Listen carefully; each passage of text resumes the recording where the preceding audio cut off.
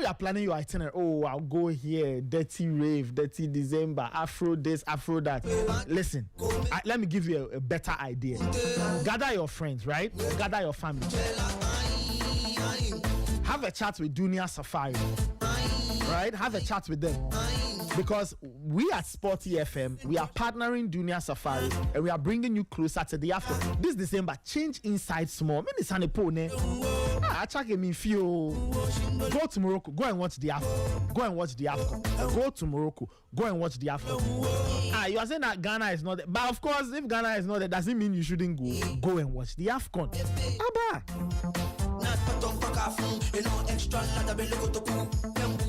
So Dunia Safari has exclusive travel packages to see the Super Eagles and Les Elephants. So use the Sporty FM promo code SPORTYFAN25 SPORTYFAN25 when booking to unlock a special 20% discount for a minimum of 3 people booking. SPORTYFAN25, that is the promo code, and you get 20% off. Don't hear it. Go and see the AFCON live in Morocco. Limited spaces available. Visit duniasafari.com or call 053-808-7709 053-808-7709 or send them an email travelduniasafari@gmail.com. Follow them on Instagram, Facebook and TikTok at Travel Dunia Safari. Don't forget to use the promo code SPORTYFAN25 SPORTYFAN25.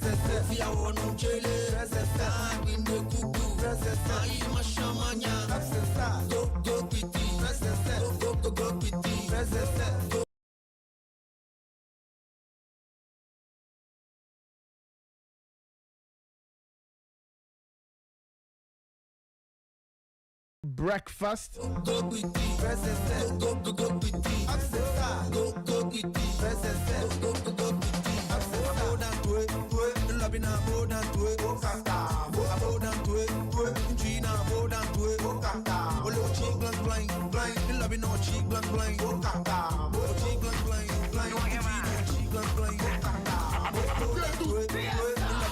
Charlie, she wants more. She wants more. She will want more, Charlie. She will want more. She will want more. What else? She will want more. Don't forget to one another She thing. will want more, Charlie. She will want Then I get it in the mission. I go there. You know. Then I'm out of the bone. I'm releasing me. Good flow. Get a second. I pay me the never boss. Show. And man, I come. No one to say. Look. You get a mother channel home. But she go want more. But in this so much and say me yet. And man, I pass.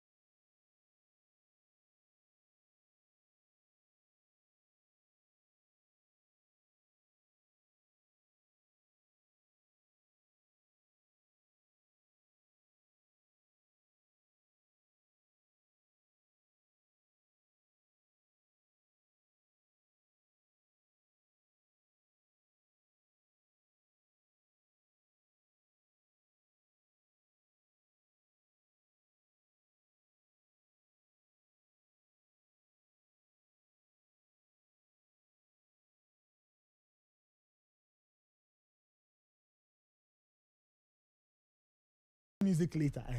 You know what time? I appeal to listen to appeal to hey, Fidelis, let's listen to appeal to speaking whatever language it is he was speaking.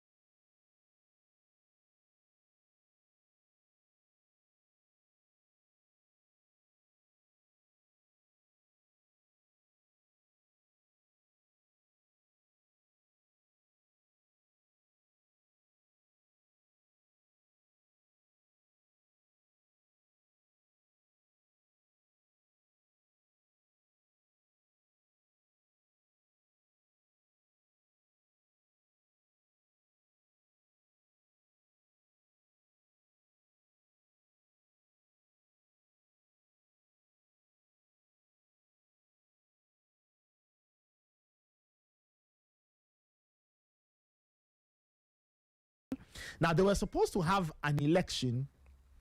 Okay, this was sometime 2024. It didn't happen. One or two things happened. The election got moved. A few months ago, they were supposed to hold that election.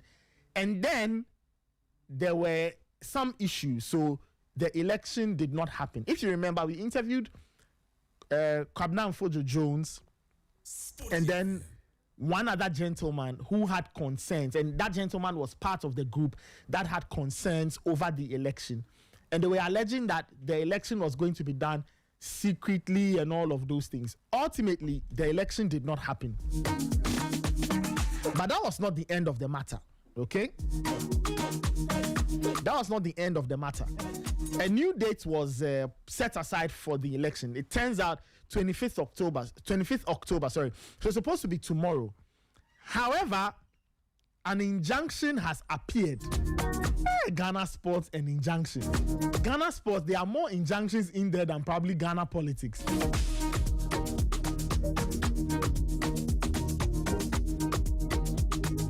Now, there's an injunction. Now, the people who are the center of this injunction, now typically when there's an injunction, there are always two sides. The people who are pushing for the injunction and the people whose actions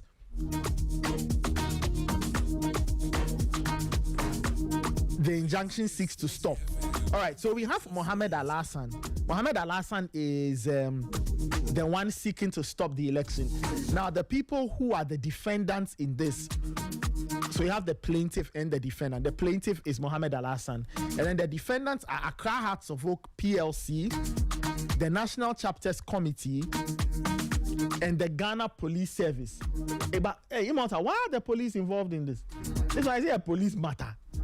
Anyway, so the injunction is between the plaintiff, Mohammed Al-Hassan, and the defendants, Accra Hearts of Oak PLC, National Chapters Committee, and the Ghana Police. Now, the injunction is dated 22nd of October 2025. And it lists a number of things. So, Mohammed Al-Hassan is a former National Chapters Committee organizer.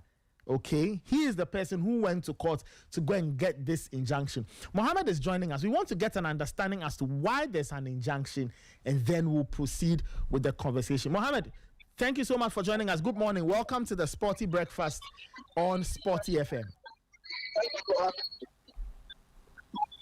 Hello. Thank you for having me. Yes, you're on the line. Apologies, I couldn't quite get your response. Anyway, can you just explain to us why you've gone to seek this injunction? What's it all about? Give us some context, and what are you trying to stop from happening?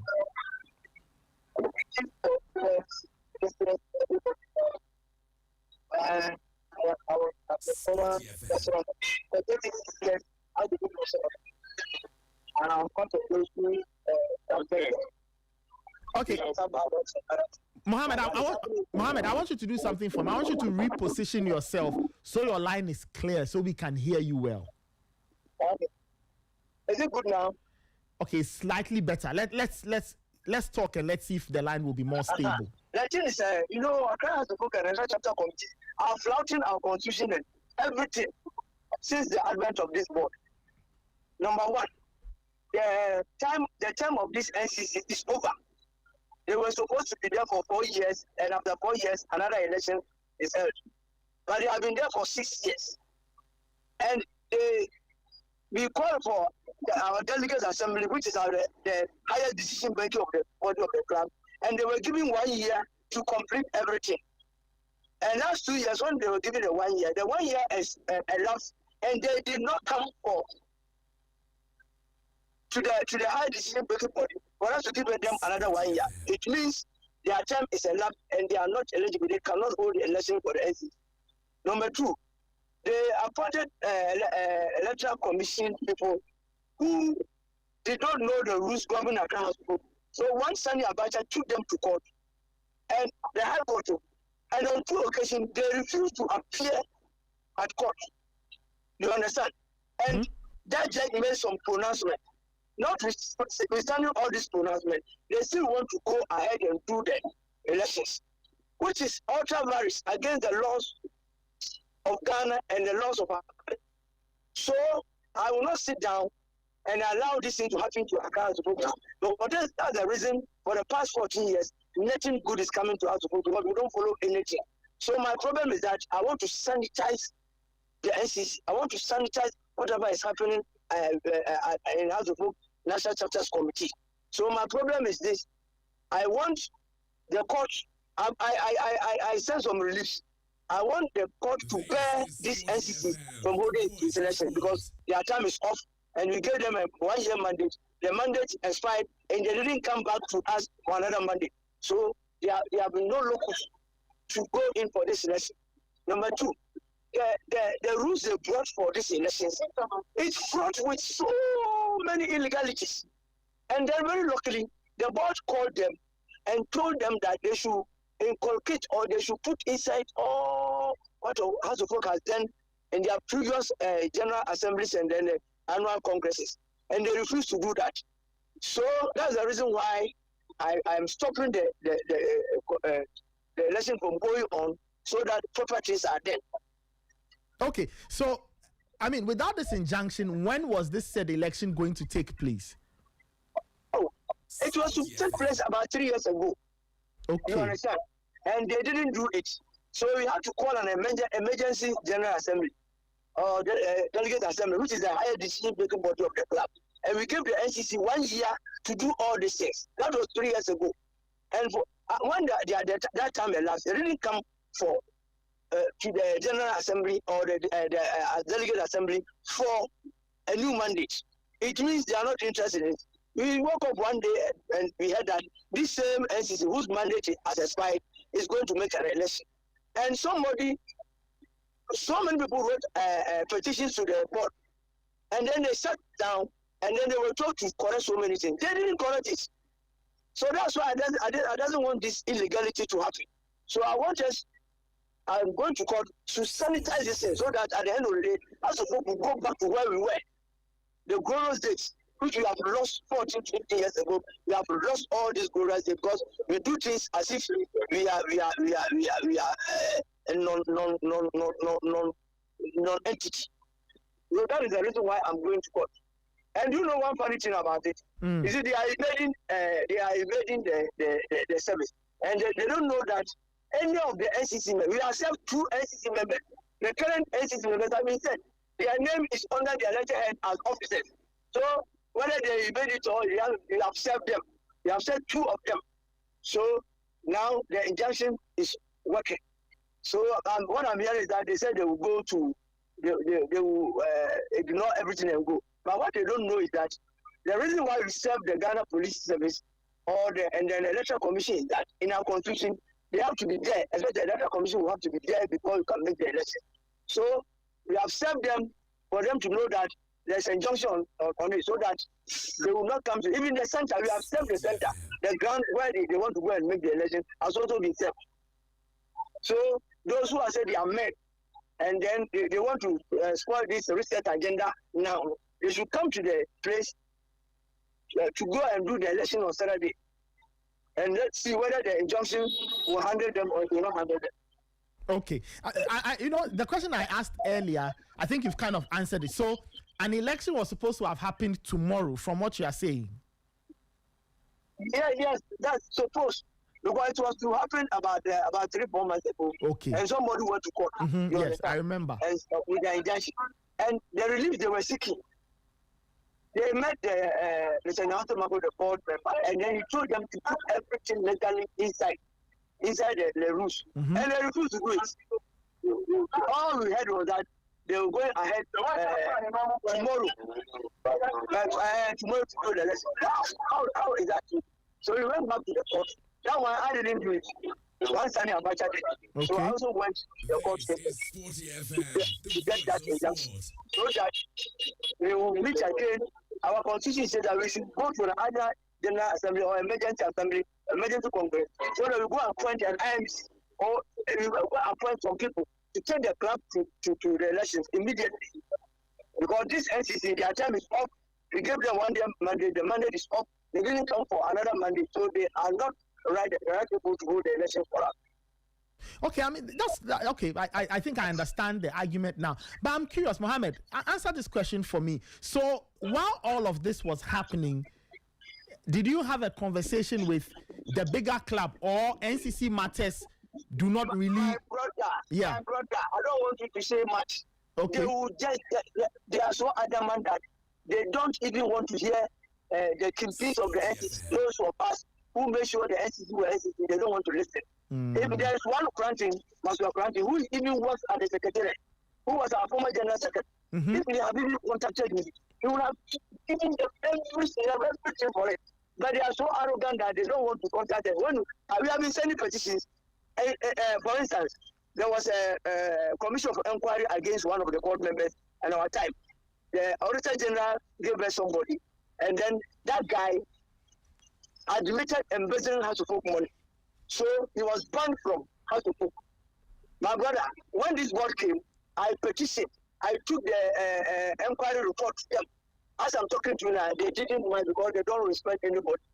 Unlike the other champs of our two awareness professors who respected the NCC, they don't respect the NCC. So when we are supporter, they don't respect it. We have made so many overtures to them for them to correct it. They just ignore it.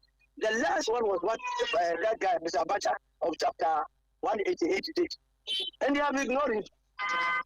So there are many people who have been calling them to advise them, but they won't listen. They know better than anybody. And like this injunction, for instance, the chairman is running away, the vice chairman is running away, forgetting that there are 16 NCC members. Whoever is served, they have served the NCC, and they don't know, ignorant.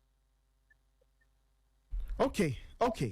Mohammed, thank you so much for your time. At least now we have an understanding and we have a good context of all of this. We'll keep an eye out. I'm sure if there are any updates, we'll share that with the world.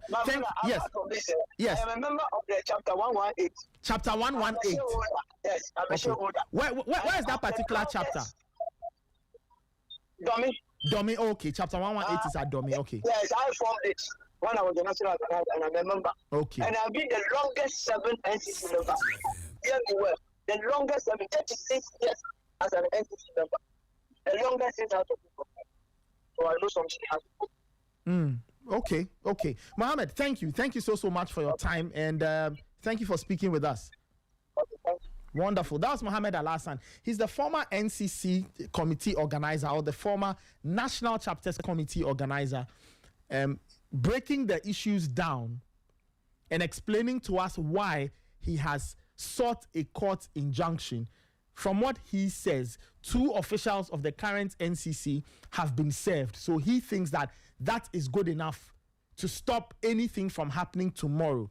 Now, tomorrow, the 25th of October, was supposed to have been the day when the NCC elections would have happened. But per what he's saying and per what we have seen concerning this injunction, if 2 people have been served, then it looks like that injunction that election cannot happen. So we will have to keep an eye out and see what exactly happens at Accra Hearts of Oak. Really, really interesting. If you're a Hearts of Oak supporter, send me a comment. 054-257-1061. 054-257-1061. Let me know what you think of the current situation concerning Hearts of Oak's NCC. If you're a Hearts of Oak supporter, let me know, right? Send me a comment. 054-257-1061. 054-257-1061. As I said earlier, it's a very packed morning. So we'll get into that. At 9 a.m., we'll get into Fosu Labi's wonderful interview with Dr. Mary Chinwe-Hesse, who's the Chancellor of the University of Ghana, talking about her sporting days at Wesley Girls High School. Let me go to the line. Elvis Herman Hesse is the current NCC chairman of Accra Hearts of Oak. As I explained to you, Hearts of Oak's supporters wing is the NCC. I do know that Elvis is not standing. He's not contesting again. He's going to do other things. But I'd like to get his thoughts on all of this that is happening, and maybe we can figure out what the next step is. Elvis, good morning. Thank you so much for joining us. How are you doing today? Yeah, good morning. I'm very fine, and I hope you are doing so. Yes, Doing good as well. yes. We are fine. So first question: have you or has the NCC received or has the NCC been served this injunction that Mr. Mohammed Al-Hassan has gone to seek from the court? Okay, so first of all, let me say good morning to your cherished listeners, and more especially our crowd of folk supporters. As I speak to you in my capacity as the chairman of the NCC, I have not received any court injunction as I speak to you this morning. And none of my colleagues, we are on the same platform, and we've been speaking from yesterday, preparing for the conference on Saturday. None of my colleagues have called my attention to any form of injunction. That is what I can say about the injunction. Okay, all right. I'm sure we'll keep an eye on that and see how it plays out. But what will you say to some of the things? Well, I mean, you've not been served, so I don't know if I'm in the right position to ask you.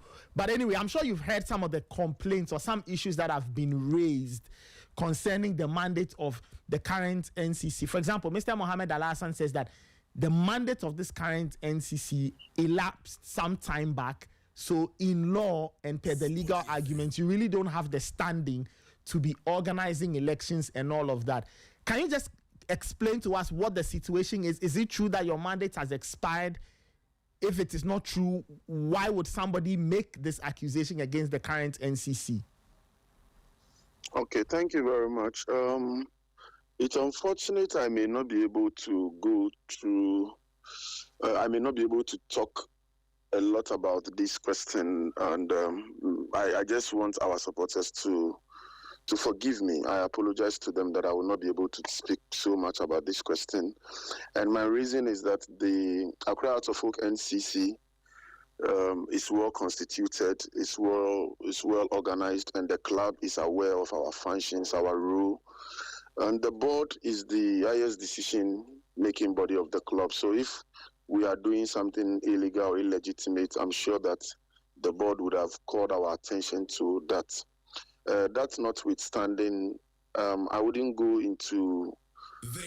much into any legal thing, because once somebody feels that there is some illegality, the person can go to court, and if anybody goes to court, we would also go to court, and then whatever defenses we have to give in court, we will do such. So it will not be fine for me to put out anything out as to whether we are legally constituted or we are in office, legally or not. If only we are served properly or we've been served, we would go to court, and then the whole world will know where we stand in this issue. But as we speak now, we've not even been served with any injunction. As I speak to you, Karen, if anybody says he has served me any injunction, the person can bring that to my notice. But as we speak now, I've not received any call from a bailiff. I've not been served with any injunction. And we all know the law. Once you have not been served any injunction, we've not been served an injunction. Okay. But in terms of whether we've done this or we've done that, we also have our lawyers. And our lawyers are good lawyers. If in case there is something like that, they will advise us accordingly. Thank you. All right. So are we to assume that, at least from your end, you are getting ready to hold the elections tomorrow? Oh, why not? We are Ghanaian citizens as well. And we are law-abiding, especially myself. I am a security person. I'm very, very law-abiding. So once we receive any form of injunction from a court, I assure you that we are going to respect it. But as it stands now, we've done all our preparations, for our conference tomorrow, and it will be unfair legally that we've not received any form of injunction and we are going to stop our conference. As we speak this morning, our conference will take place because I have not received anything, and none of my colleagues has given me any notice of receiving any injunction as well. Thank you. All right. Great. I guess we'll have to just put a pause here and wait to see what happens, because we've spoken to Mr. Mohammed Al-Hassan. He says 2 of your officers have been served. You are saying nobody has informed you of that. Okay, so that's where the situation is. But just curious, I mean, please, before you move on, who are those two officers so that I can call them? Because I have all my officers on my platform. Okay, unfortunately, any of my officers. I'm saying, unfortunately, he did not give us those identities. But there's a copy of the injunction that I have here, and the NCC on this document, plus Accra Hearts of Oak, plus the Electoral Commission of Ghana and the Ghana Police Service are the defendants. So this is just for your information, okay? But there is no evidence on your table that we've been served. That's what I want to establish. No. I don't have any evidence to that effect. Again, it is Mr. Mohammed Al-Hassan's. He made that statement. So that is why we are also trying to find out from you what the situation is. And you say you've not received anything. Yeah, exactly. Because Mohammed Al-Hassan don't serve injunctions. He's a bailiff who serves injunctions. And like I said, we are law-abiding citizens. If any of my members should call me now, as I speak to you this morning, and say that, sir, we've been served with an injunction, we'll quickly dispatch the injunction to our lawyers to advise us accordingly. Okay. But like I'm telling you, we've not received anything. So maybe. Okay. I don't know where it's also coming from. Thank you very much. All right. Elvis, thank you so much for speaking with us. And I'm sure it's an evolving situation. So if there are any updates, kindly let us know, and then we can also share that with the wider public. Thank you very much. I assure you and I assure Hearts of Oak supporters that whatever comes up, we will let them know. Thank you so much. All right. Thank you so much. That was Elvis Herman Hesse. He's the current NCC chairman. As I said, I mean, he says he's not contesting. So that's a fact. That's to the side. It's just a bit of an aside. But that is where we are currently. We wait to see if that election will happen tomorrow. At least after speaking with Mohammed Al-Hassan, he sounds very determined. He sounds very determined that, he will bring a change and all of that. Now, he has also stated that some members or some officials of the current NCC have been served. Again, we are trying to find out what the situation is. So that's where we are now. It's 3 minutes after 8. The day is long. The day is long. And we pray that God will see us through the day. So we find out where the story will go next. But as you heard Mohammed Al-Hassan say, he is very unhappy with the current NCC. Okay. So why, we asked him what it is that he wanted or what was the issue. Let me just read you portions of the injunction just so, you can understand. So the third defendant in this, which is the Electoral Commission, is a constitutional body. I'm reading from the injunction. A constitutional body set up under the 1992 Constitution for the management and conduct of elections and referenda in Ghana. And then it says 4 defendants is a constitutional body set up in terms of security. Okay. Now the plaintiff states that the second defendant, which is the NCC, as established per the chapter's bylaws, is comprised of members with a stated tenure of office. The plaintiff further states that per the bylaws, the tenure of the office of the second defendant shall be 4 years. Plaintiff states that the current members of second defendants were elected and sworn into office on the 22nd of June 2019. The plaintiff further states that the tenure expired on the 21st of June 2023. The plaintiff states that upon expiration of the tenure of the members of the second defendant, which is the NCC, it was resolved at an annual delegate assembly to extend the term for another year. Plaintiff further states that the said extension of the terms of the second defendant's current members was subject only to the organization of fresh elections to elect new NCC members. The plaintiff avers that the current members of the second defendant, which is the NCC, have outlived their extension to remain in office, and during their legally mandated period failed to carry out the elections for interested persons to contest any of the available NCC positions. Okay, now the plaintiff further avers that in breach of the conventions and bylaws of the chapters, current members of second defendants have demonstrated tyranny, interesting word, and illegitimized their stay in office by setting up an elections committee to hold the NCC conference on the 25th day of October at the Osu Presby Church Hall. So, what is the statement of claim? The plaintiff claims defendant as follows: that a declaration that the current members of second defendants holding office beyond 1 year is a contravention of their mandate and therefore null and void. A declaration that the composition of an elections committee by the current members of second defendants to hold an NCC conference contravenes the conventions of the chapters of first defendant, and said composition is null and void.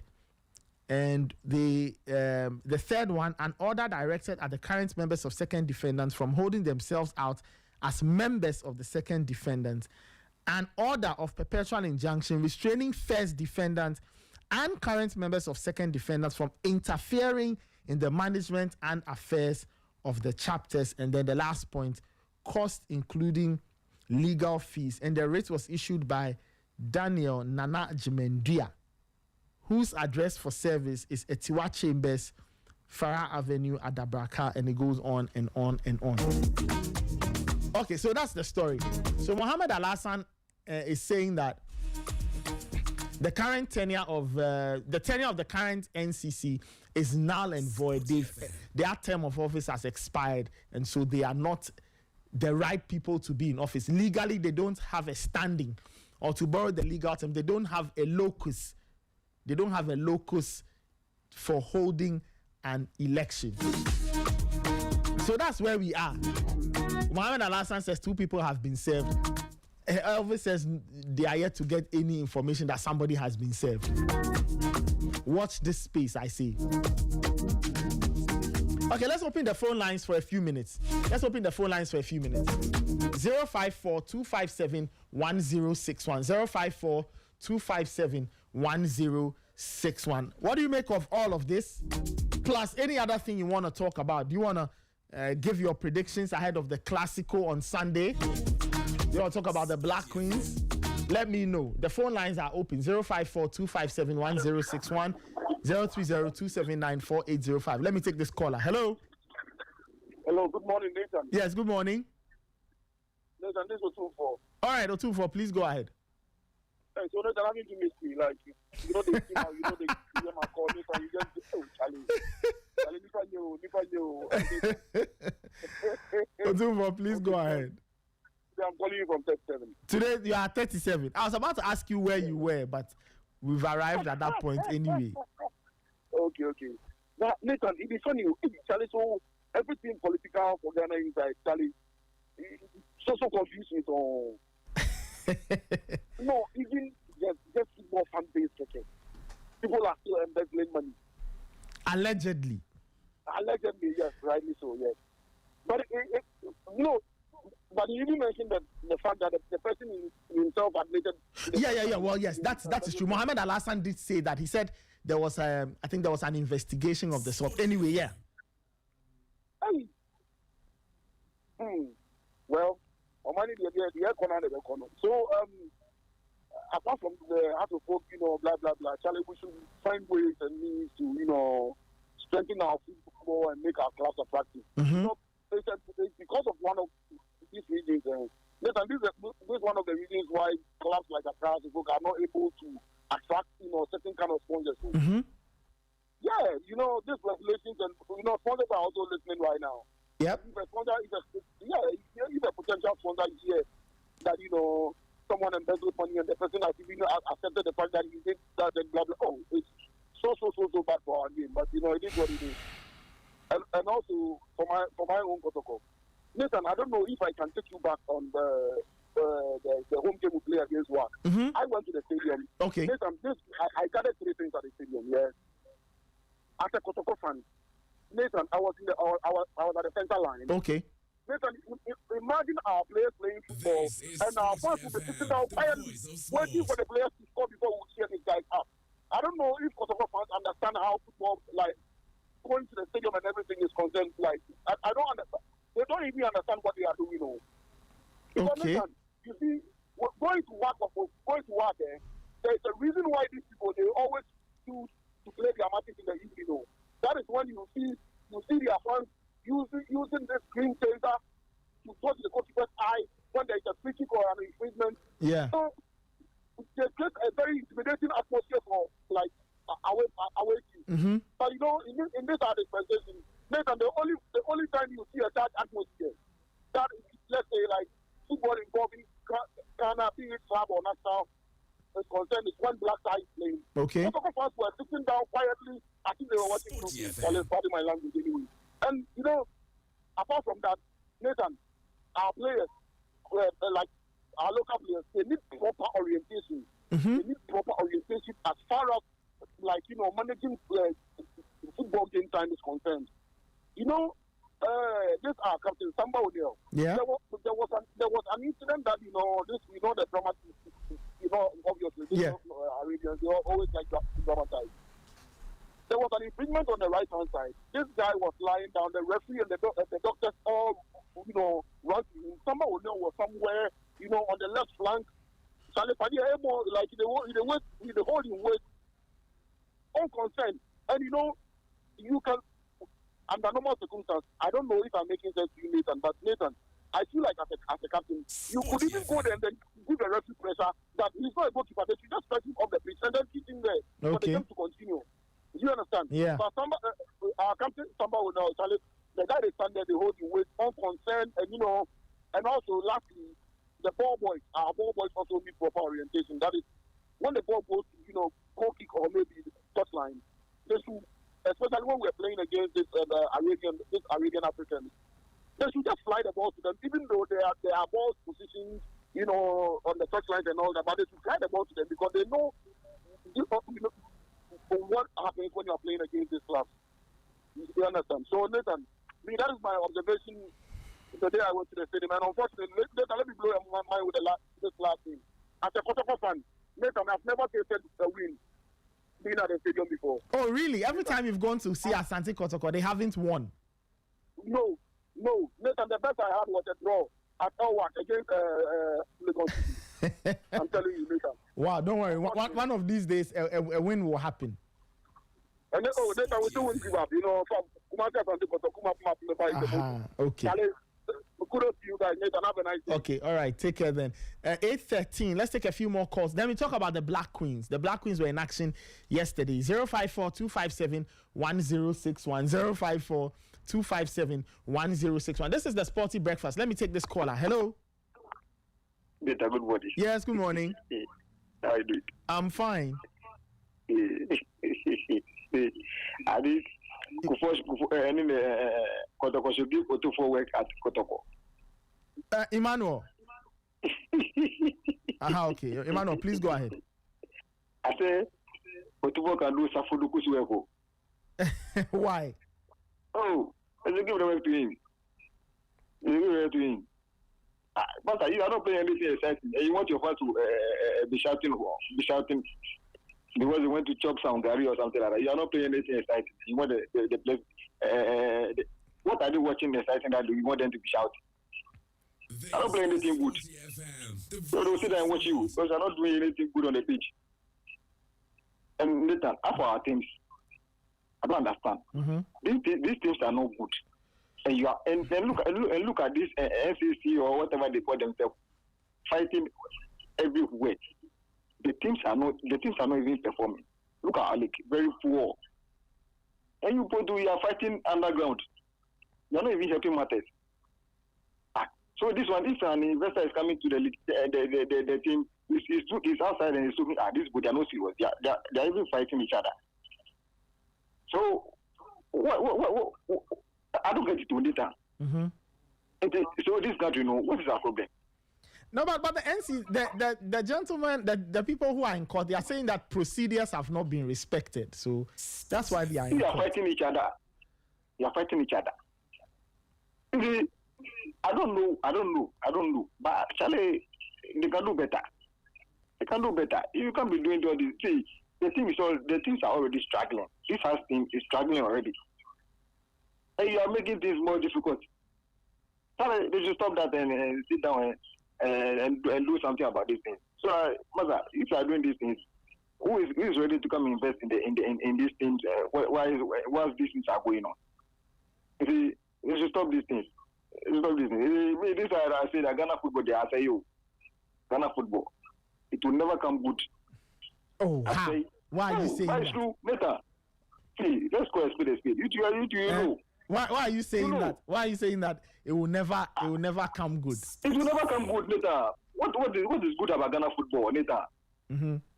You are seeing the thing. It's not like you see, it's not coming good anytime soon. Maybe when we are gone, our next generation. Why are you saying it won't come? My producer is saying that if. Why are you saying so? We've qualified to the World Cup. I know you can make a counter. I know you can. No, but it's a question. If you are saying Ghana football won't come good, how come we've qualified to the World Cup? So if we qualify to the World Cup, that means our football is good. Is it what Imotan is trying to tell me or what? No, he's asking. Come and sit down. Come and sit down. Let's talk. Come and sit down. Let's talk. Today I'm ready for you. If we qualify for the World Cup, that means our football is not see our league. A league without sponsor. But okay, well, they don't have a headline. Oh, so they have a broadcast. I want Immortal to come and sit down. No, Immortal, he's producing the show. He shouldn't be there, and that's things that I'll be doing over there. Me today, I get in time. The idea I get in time. I will face them one-on-one. Big shout out to the Black Queen. Okay. Yes, we hope they finish the job in Ghana. I have a good day. Okay, all right. Thank you so much. This is still the Sporty Breakfast. I think, we have a caller on the other line. Let me take this caller. Hello? Yes. Every day, you have a caller on the other line. My personal line to... Now there are 3 people fighting over this line. You and 2 others. Oh, that be by nobody's can compete with me. I beg you, I know that. The first day you mentioned this line, me I call and first. No, that is true. That's one of them. So right now, who be the winner of this line? Okay, Michael, please talk to us. Let's go. By now they talk something, say like then they can't give award be like they surprise you. Oh no. You know, it surprise you. Like make it never surprise because normal. Normal. No, that is normal. Like, right now, because on our Sporty FM there, your sports are Sporty. So, me today they come, me Babeka say we remember and surprise you. Okay. Nah, me cafe. But I say, me man no one by class, and class we can answer. Can't shut down because over there, so yeah, no matching. Because Juma my year for the past 10 months, even if your boss in issue here by money company and as money media like 247 akopim tama yaba benya normalization committee or boxing who can na ma yi juma nkasa nti at least money ehwe krampo san impact in krampo mai say I need the way I like Martin the first station in Ghana 24/7 sports. So right now I know they listen to any station again. You know they listen to any station again. Me make I tell you the truth. Podcast will be there, they listen. Because I mention program outline now, they be amoya. I go to mention it to the I go 10 o'clock. Oh, like I see. Now, I they listen to Sporty every day. Sometimes crap we be meet me at that maybe radio na so Sporty tell my life day. What I say mean thank you. Yeah. So like I am no Martin. You look at come back around better. I was saying we is there but see any high.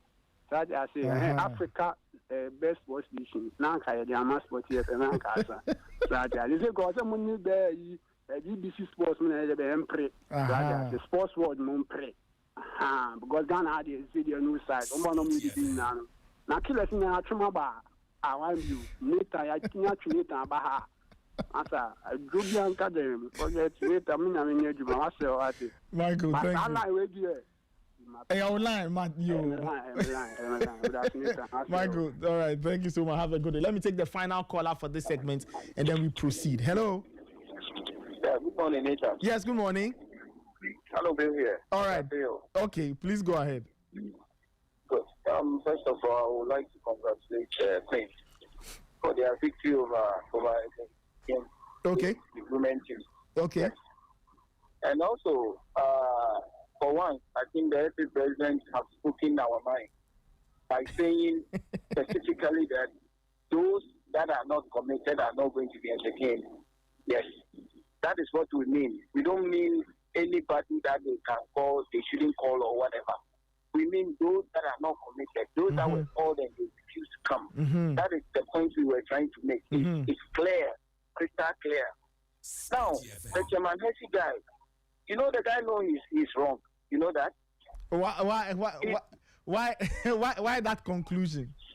Yes, because when you ask him about that, he said he doesn't have anything to say, and that they have a board. The club have a board, and if the board know they are doing something wrong, they would have been cautioned. Why didn't you stick to the constitution that the other guy was referring to? Sorry, I'm en route from on the N1. That's why. Okay.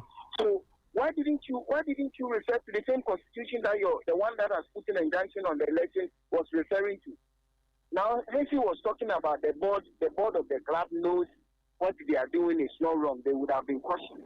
You have exhausted your tenure. And instead of you staying aside for some people else to continue, you are still standing there in the way of others who can do better things for the club. What did he do? What has he done? Another thing he came into. He became a supporters committee, whatever. They should just go away. Are they not thinking about the club a little? It's a class of folk not pathetic to them. The way the team is going, we are not winning matches. We at least we claim our team is getting better, but we can't win. We are playing draw like that. And are they not sympathizing with the team a little? Why is it that we are so much interested in power and we don't do anything with it when we get it to? What is wrong with them? What is wrong with Chairman Hesse? He's been there for like 4 years or something. What has he done? Where is the supporters front coming from? What are they doing now? The chapter whatever. What are they doing now when we are playing matches? Do you even see them? Are they active? Now your tenure is over. Instead of you stepping out for someone else to continue, you are hijacking the office. You are hijacking the whole thing. Why? All these things today, the match game football and papa. Then they get up and they are holding on to things and it becomes injunction here and there. Are they not sympathizing with the team a little? See, people are playing in Africa. We are here, sitting here, thinking of injunction of supporters committee, whatever. Are we serious? Later, good morning to Mr. Bansen. Okay, all right. And my little girl really enjoys your jamming on Friday morning when we are going to school. I see. tell you. I see. Many shouts to your little girl. My little girl, yes. Okay. She'll be nodding her head like that. Those Fridays morning, we jam before we get to school. That's the spirit. That's the spirit. That's the spirit. You have to jam. You guys have a nice day. All right, take care then. All right, 8:24. Let's talk about the Black Queens. Yesterday, they got themselves a very, very, very, very good win against Egypt in the first leg of the final round of WAFCON qualifiers. We'll get into the game itself, but let's hear from Black Queens head coach Kim Lasbjørgren. He spoke after the game and he was really happy with what he saw from the team. You can see that we haven't been together for a while. It doesn't connect like they did a couple of months ago, but I do think that the energy was there. We did many good things. In the end, we perform overall good. We can win a difficult away game with 3-0. I mean, the result is amazing. So it's put us in a good position, of course, to make sure that we make the next WAFCON. Black Queens head coach Kim Lasbjørgren speaking there after the Black Queens got themselves a 3-0 win over Egypt. Abigail Senasoso is back. Abigail, welcome back. Thank you, Nathan. Your thoughts on the Queens? What did you make of what you witnessed yesterday as they took on Egypt in the qualifier? Well, I think that I saw continuity. I saw girls that did not go to rest after we won bronze in Morocco. I saw girls that have taken themselves a lot more serious, given the fact that Ghanaians are also beginning to take them serious with what they do on and off the pitch. I saw girls who were really happy to regroup and get to work again, and it paid off. It showed on the pitch how collectively they were ready to play for Ghana, and the experience from the last WAFCON should even be enough motivation for them to want to go back. It was good knowing that Ghanaians thought they were just going to be eliminated at the group stage, but they fought until the very end where they got a bronze medal, and they will definitely want to relive that moment and even get better than the bronze they did. And so it was a good game. The positive spirit and the right mindset that you need, right from the last person on the technical bench to Cynthia Findip-Conland, who was in goal post for the Queens yesterday. I thought everybody wanted to show up. Everybody wanted to contribute their very own.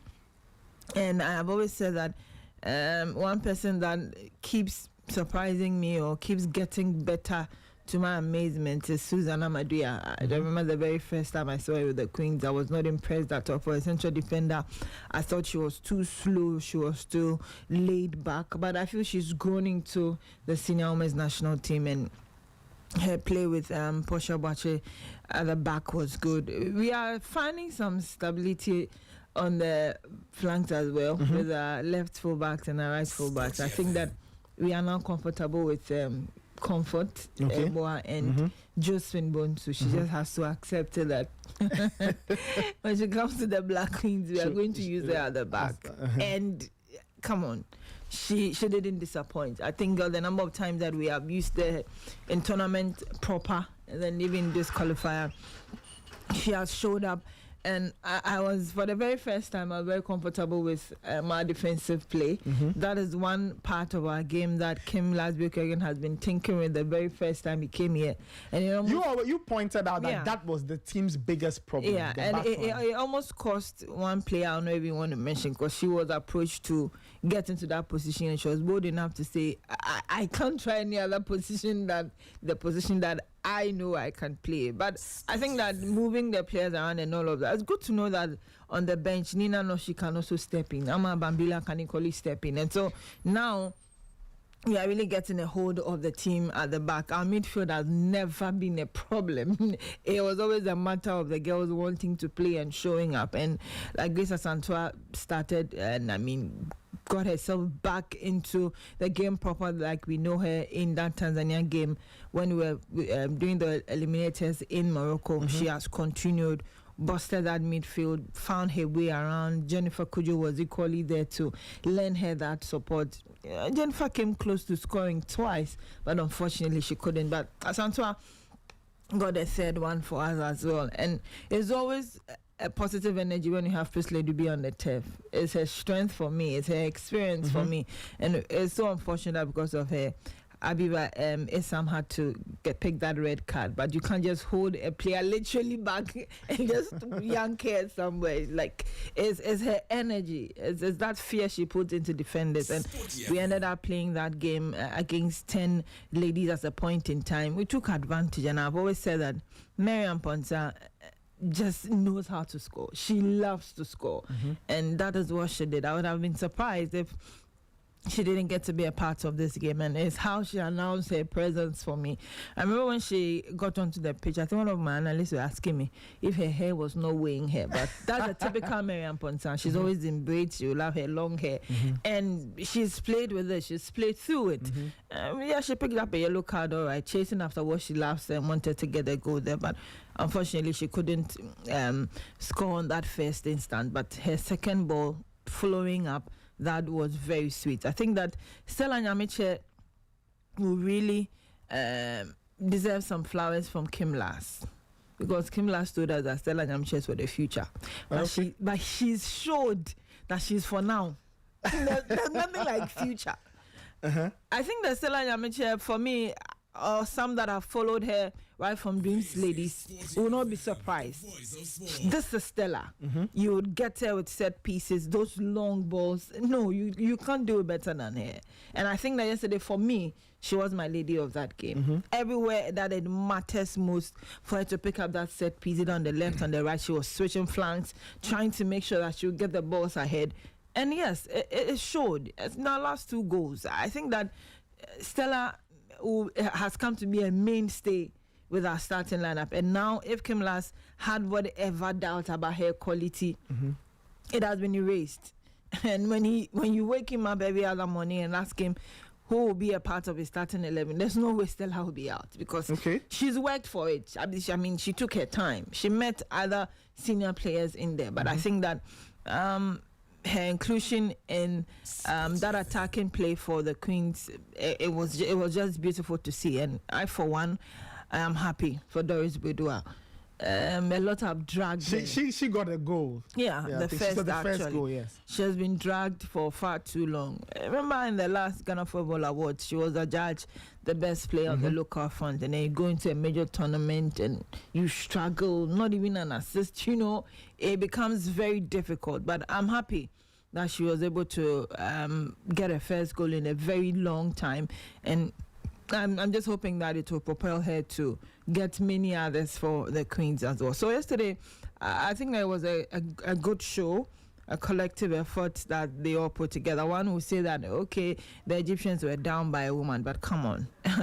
They've been to the championship the last time, or the very first and last time they showed up was in 2016.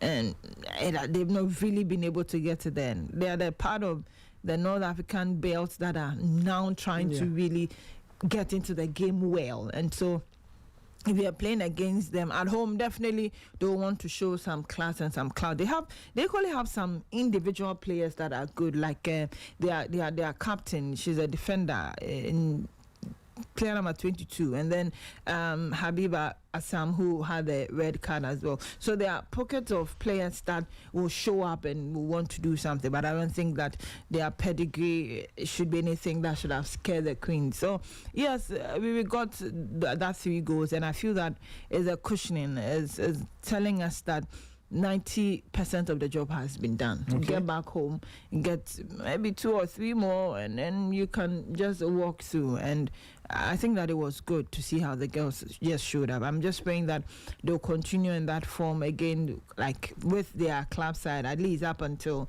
the next time that they'll meet again for the tournament proper. Now, for Kim, if he's going to really get his final squad for the next round, I think you and I can even get it for him, because now we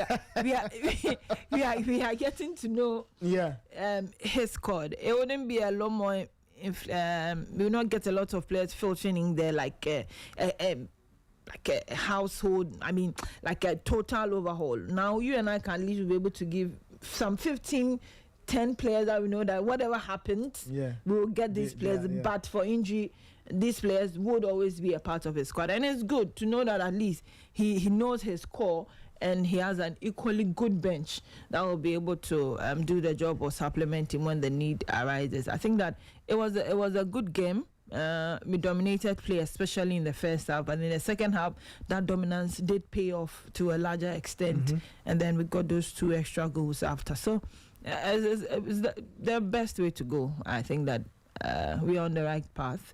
We'll just kill it off on Tuesday in Accra, and then you just know that, come on, we are also going to do a back-to-back WAFCON appearance. When you mentioned that the team had more fluidity, they looked more confident than we saw them in the AFCON. It took them a while to get going in the AFCON, but when they found their rhythm, it was really good. Do you think that this AFCON is a bit more complex? I mean, the team is in a good position to qualify, so once they eventually make it, they'll have to think about what to do. I guess it's a high-pressure AFCON, because now you have to get it right every step of the way until the semi-final, where when you get there, you know you are in the World Cup. Anything else is a bonus. Do you think this team understands the expectation? Are they ready for it? I think that they do.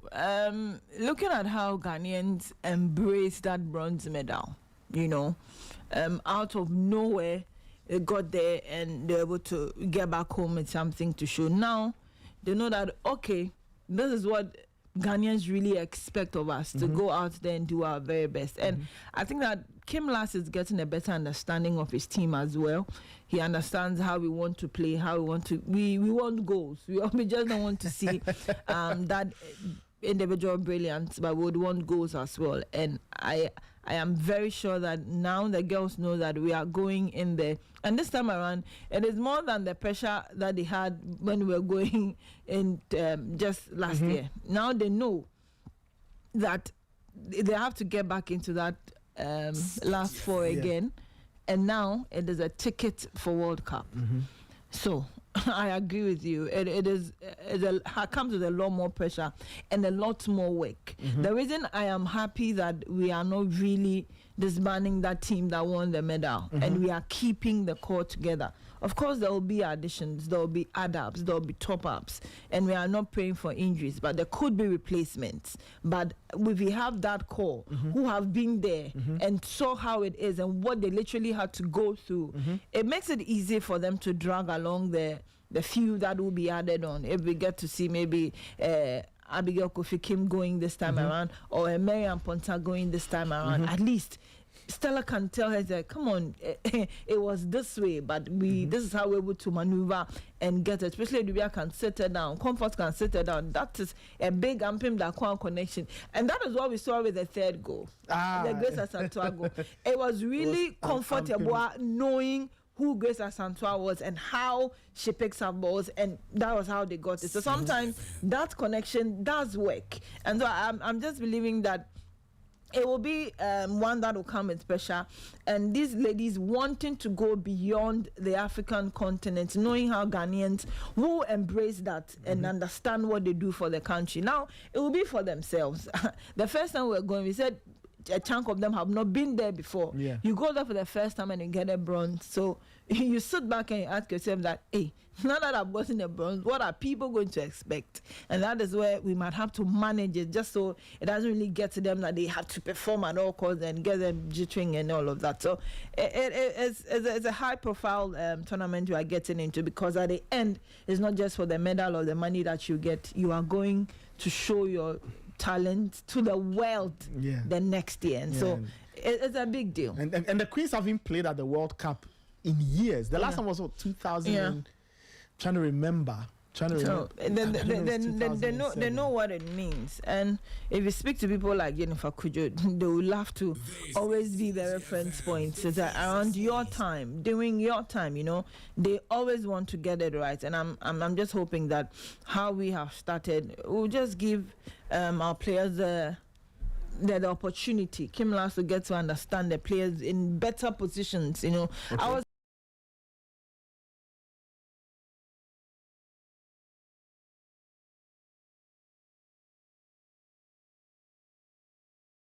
and all of that was on point, and that goal was just an ice on the cake for her in that performance. So there's a Mariam Ponta, there's a Pisley Dubia, there's a Doris Wedua who show up at the right time. We will not be lacking at all. Very interesting. So on Tuesday, do you expect changes to be made? The team holds a 3-0 advantage.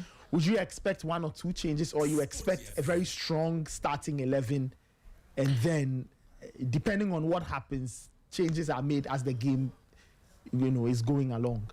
Just like our opening game against South Africa, remember we said that even though the Queens lost, the second half was better, and we expected Kim Last to at least make some major changes and allow Nancy Amo, Presley Duby, and they like to have started in our next game, but he stuck with that starting 11. Knowing him, he's not one person that really leans towards thinking with his team after a particular game. He would want to go with that same squad and then maybe make those changes along the line. So I believe there wouldn't be major changes. He might just go with the team. Just that Chantel picked up a yellow, and I think Mariam Ponce also picked up a yellow. So maybe he might want to be cautious, and I don't think Mario would have the chance to start. Just maybe like what happened in Egypt yesterday. She might also come from the bench. I'm not envisaging any major changes, but I've always said that whether he makes it or like he changes that certain 11 in total or not, whoever comes from the bench has shown that at any point in time they can play. And that is my joy. that you look back as a manager and you are pulling out a certain Jennifer Kujo, and you are getting different players, and they are getting Nancy Amoda, and you know that it's just a change in personality. She'll go in there and continue the job for you, whether she starts or not. It's good to have a very great bench. When your starting 11 is failing, you have to fall back, and the ladies behind. And I think that they themselves have understood that whether they get to start or not, it is all for the good of the team. But knowing Kim, I don't think he'll make major changes like that. Okay. Well, Tuesday, 3 p.m. Tuesday, 3 p.m. at the Accra Sports Stadium. They should close the deal out and secure. Yes, that will be live commentary. Yes. Ghana versus Egypt, that second leg. Hopefully the Queens should tie everything together. We go back to Morocco. Sounds exciting, right? Going back to Morocco. A few months after you last went, you're potentially, well, maybe going back there for another run. We'll see. We'll see about that. Hopefully you come back with the World Cup ticket. That is if we go. But I'm sure the Queens can do it. Yeah, I hope they do. At least they've been there. Yeah. What excites me is that they are going back not a year after, not 2 years after, just a few months. So, and we were worried about players like Portia Boache, how they were going to stay afloat like before. She has a good side now. TP Mazembe. They'll be getting into the CAF Champions League. Yeah. Hopefully she gets to more playing time. Yeah. I'm sure they want that experience. That's why they went for her. So definitely it will be good to see her on the African continent again. She'll be very fresh, very fresh. That continuity is there. Cynthia Fende will not be idle. She's done with her squeaky side, and Summertex ladies are going in for her for the time being. In Ghana, the Women's Premier League that begins like a week or two away from now. She would definitely be that first choice. So clearly, she would also be active until she decides to leave the country or go anywhere. Afia Menyaku is also out there and hungry somewhere. So the girls are busy, and for me, that is what brings me joy. The fact that they are not coming back to be idle or still hunting for clubs and all of that, it's good. Nancy Amo is in Spain now, and she's having some good games. Week in, week out, she's having the opportunity to play. Comfort Yaba has also gone out there, and you could see the difference in her game now. I love the maturity that is showing in her game now. Now she's extremely comfortable. So it's good. Like you rightly said, it's not like we have to wait a year or two and just have to get prepared. It looks like in less than 6, 7 months, 8 months, they are going back. And hopefully they'll be able to remind themselves of all the magic they've done in Morocco. Just that it might not be Saidia and Bekan, but even with the big cities, they had a feel of Casablanca. So it won't be a bad journey at all when they get back. Wonderful. Abigail, thank you so much for that. You will hear Abigail on Tuesday giving you live commentary as Ghana takes on Egypt. Top-notch commentary. You won't find any female commentator better than Abigail. I said, bring yours. We'll bring Abigail. Let's see. You see, it's all part of the reason why Sporty FM, we've bagged nominations at the Ghana Business Awards.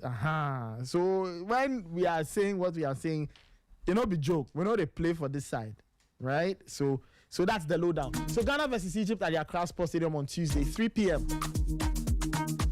8:44. Let's quickly talk about the Ghana Premier League. Remember, at 9, we will be giving you Yao Fosula Abi's very interesting interview with Dr. Mary Chinwe-Hesse, Chancellor of the University of Ghana. She was an athlete back in the day. She will take us back in time to the heady days of when she was an athlete, to talk about her 40-year-old high jump record. 40-year-old high jump record. And somewhere in there, you'll be getting all kinds of interesting nuggets concerning Ghana as a country, Ghanaian history, all of that. I always say that some of these interviews, yes, they may be sporting interviews, but by the time you are done listening, you would have learned a thing or two about this beautiful country called Ghana. All right, let's get to the Ghana Premier League. Michael Asaribedu is also joining us on the line. Abigail Senasosu is staying with me in studio. Michael, good morning. How are you doing? Good morning, Nathan. I'm good. How about you? Yes. We are fine. I heard your report earlier. Asante Kotoko are in action later this evening in Casablanca it's a bit of a tough one, isn't it? Kotoko need to win by 2 clear goals to qualify. That is a huge ask, right? We are asking a lot of Asante Kotoko tonight. Yeah, definitely. And they will need to do something they've never done before, because in all their engagements against Moroccan clubs, if they would qualify to the next stage, they would have to make their home game count. And so look at the opponents that they faced: Kokab, Marrakech, FAR Rabat twice, WAC of Morocco 4 times, and then in between Etihad Chemistry. Anytime Kotoko progressed, they had to win handsomely at home. So after losing the first leg by a goal to 0, it makes it a tall order that they will need to go to Morocco and do what hasn't been done before. They have some good results in Morocco, starting from their first game there in 1987, when they had to play against WAC of Morocco. And they drew 1-1, but they won the corresponding fixture 2-0 here in Ghana. And then they progressed to the next stage. Again, they had another 1-1 trip in terms of them and then WAC of Morocco. This was in the playoffs for the 2004 Confederation Cup, and they won the corresponding fixture by 2-0. In between, the only time they went to Morocco and did not score against WAC was in 2002 in the Cup Winners' Cup final. They lost by 1-0, and despite winning the second leg by 2-1, it wasn't enough to give them the Cup Winners' Cup trophy, which they had to lose by virtue of their away goal to Wydad Athletic Club. But after that, they have been traced to FAR Rabat, where they have lost on all those 2 occasions. And again, there was a trip to Etihad Chemistry, which they lost by 3-1. But they had then won their home fixture by 2-0. So Kotoko used the away goal rule to qualify at their expense. And then in the other game, Kokap Marrakech, they lost again on the road in Morocco, but they had won with a healthy scoreline in the first leg, which allowed them to qualify at their expense. So if you carefully study, anytime Kotoko will progress at the expense of a Moroccan outfit, it is about the record and the results that they chalk at home. And in this case, they lost by 1-0 against Wydad Athletic Club. So history is against Asante Kotoko, and they will need to do what they haven't done before. And the question is, do they have what it takes to go all the way to Casablanca and then get that result against WAC? A lot of questions would have to be asked. The Kotoko team versus the WAC team. But as it stands now, history does not favor them, as I said earlier. Well, they will have to do a lot to get through. They are not in action this weekend, but the full fixture list in terms of the Ghana Premier League, let me just run that by listeners. Heart of Lions at home to Holy Stars. Heart of Lions are hoping to bounce back. They got beaten by Bibiani Gold Stars, and it led to Coach Bashir Hayford saying that they had been humbled and they needed to learn a few things. He said they were complacent. Adriana take on Dreams. Hearts of Oak at home to Bibiani Gold Stars. Karela travel to Bechem. Mediama Sporting Club, they are at home to Swedru All Blacks. Nations FC welcome 11 Wonders, who are going through a torrid time in the league. Okay. Hold on, let me see if I can get the fixture right. Yes, so Mediama and All Blacks, Nations and Wonders, yes. Summertex are hosting Hohe United, and Young Apostles take on Brekum Chelsea. It's a match made in the Brongafri region. Abigail, which of these games is the standout one? Which one gets your attention? I would talk about how the book BBN Ghost Stars. Okay. I think the defending champions, maybe it's looking like the African campaign almost distracted them, because when they got out of it, they've been able to put their house in order, went to Sweden to beat All Blacks and caused that upset in the town of Sweden. Just yesterday, Atakumi got his 4th goal in that club that declared that outstanding with Bekum Chelsea, and it's good to see the form that they are in.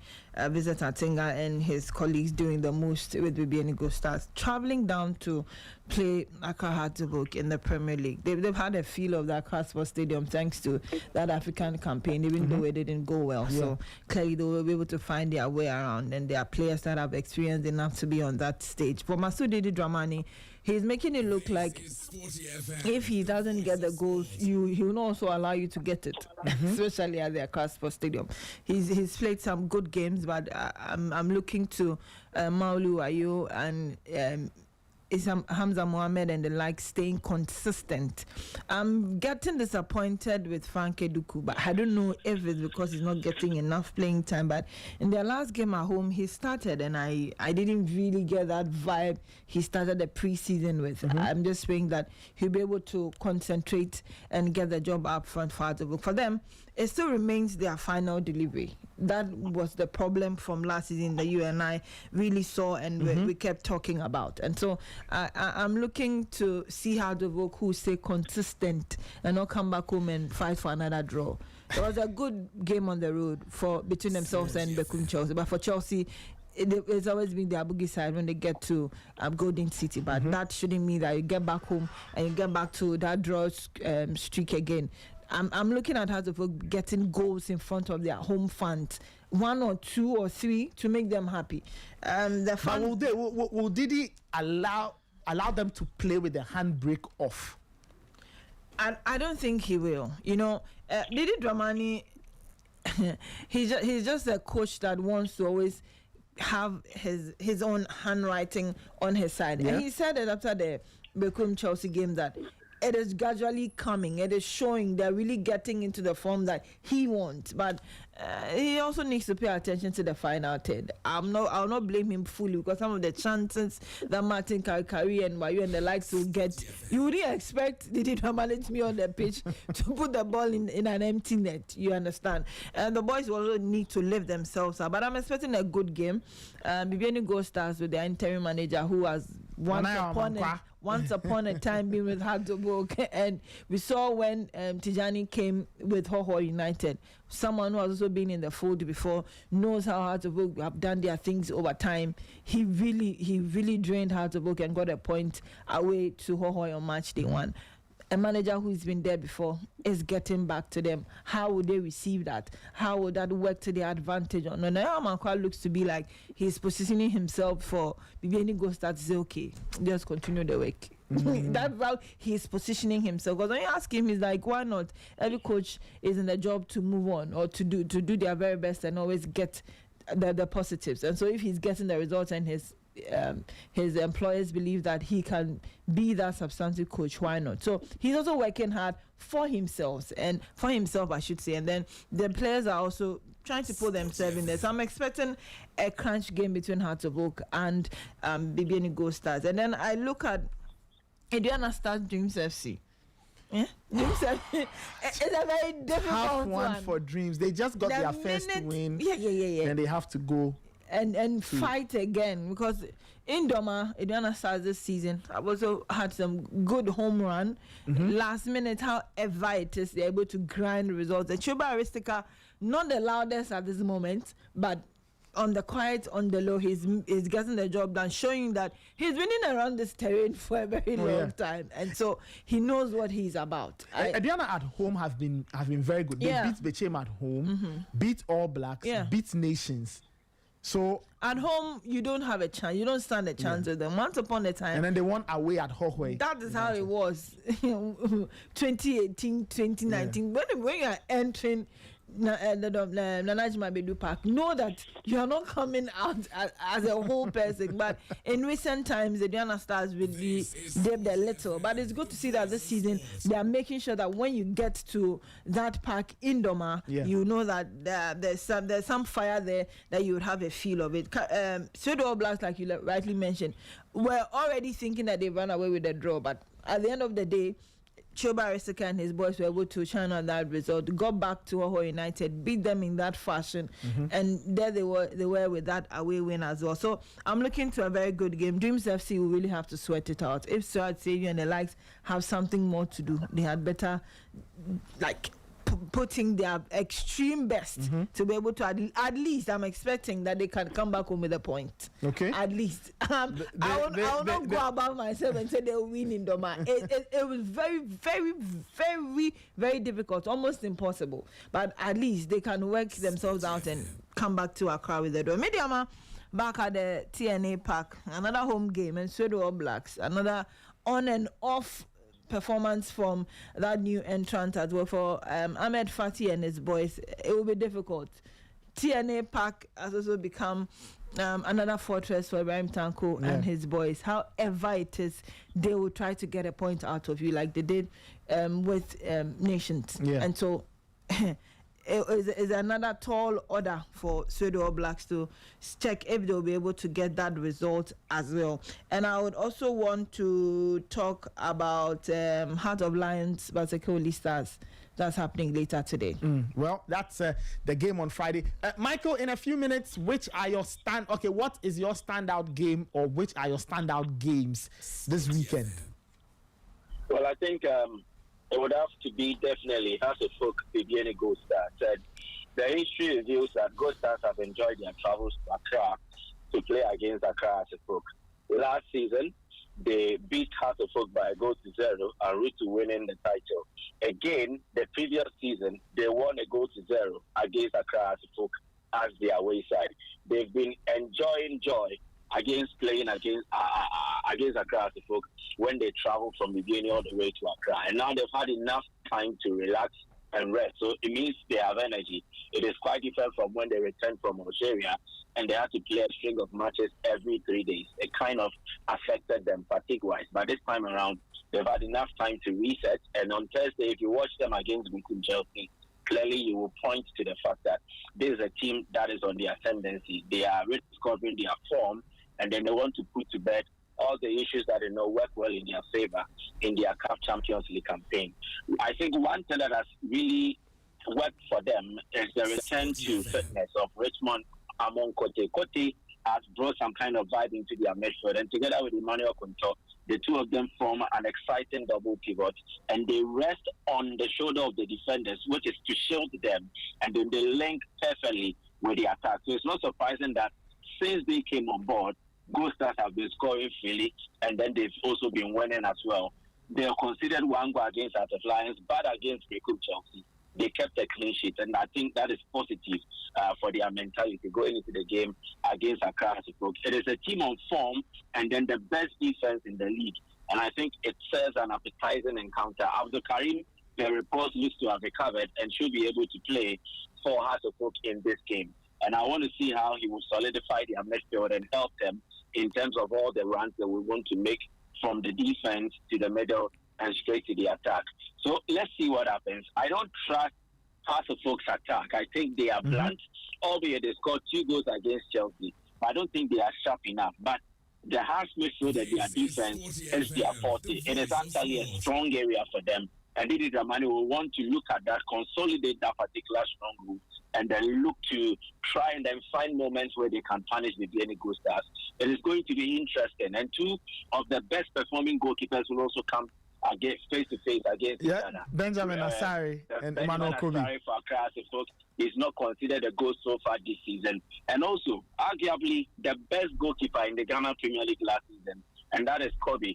He is willing to prove a point that in as much as we hail Asare for everything that he does, he might be equal to Asare or even be ahead of him. So they will be on display to prove who is the better goalkeeper of the two. And I think it should make it exciting. But there are some other fixtures where I will have my eye on. For instance, Nations against 11 Wonders. Nations have not won a game since March Day 1 when they beat Suede All Blacks by 2-1.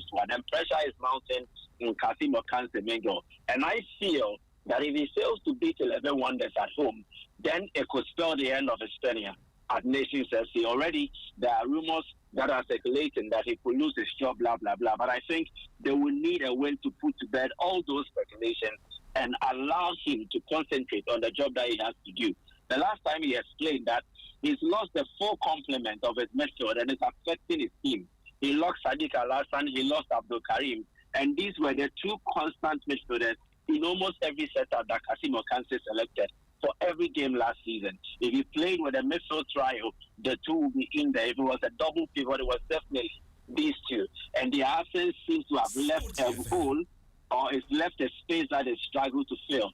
And it will take them some time. But 11 Wonders are one of the poorest teams in the league so far, and the results that they've produced. So it means, in as much as you don't have the best selection yet, as you are still trying to work things out, I think it should not be beyond Nations FC defeated 11 Wonders at home. That's why I say that if he fails to win this, then I think it is the end of him, and he would have to be sacked for another coach to come on board. There are other games too that they want to look at. Heart of Lions will want to end their 3-match winless streak when they face Baseke Holy Stars. And surprisingly, Holy Stars have not scored a Ghana Premier League goal this season. 0-0-0-0 draws, and then in their last 3 games, they've lost by 2-0, 2-0, 2-0. So for Heart of Lions, they will draw confidence from that and look to end that run where they lost to Viviani Gold Stars in their last game. But before then, they had drawn goalless with Asante Kotoko and Accra. And these were difficult fixtures. So I think Bashir Hayford will be very happy that he's gone past such a stretch. He picked 2 points out of an available 9. It is understandable. If you play goalless draws away from home against House of Folk and Asante Kotoko, and then you lose away from home against Viviani Gold Stars, I think any coach will pick this, especially in a home dominant league like the GPL. And so with them returning to the Pando Stadium to play against a team that is struggling this season, definitely on the scorecards, Heart of Lions should reign supreme over Baseke Holy Stars. And I expect that they will be willing to go. One player I am tipping to really gel and start clicking is Michael Epson, a brilliant young attacker. He did not really get enough opportunities at Samates. He decided to switch camp and move to Heart of Lions. And it looks like he's now finding his feet. Bashir Hayford is trusting him. And I expect that he will likely start from the blast of the referee's whistle. And then he will deliver quality for the side. It is a game that I am also looking forward to.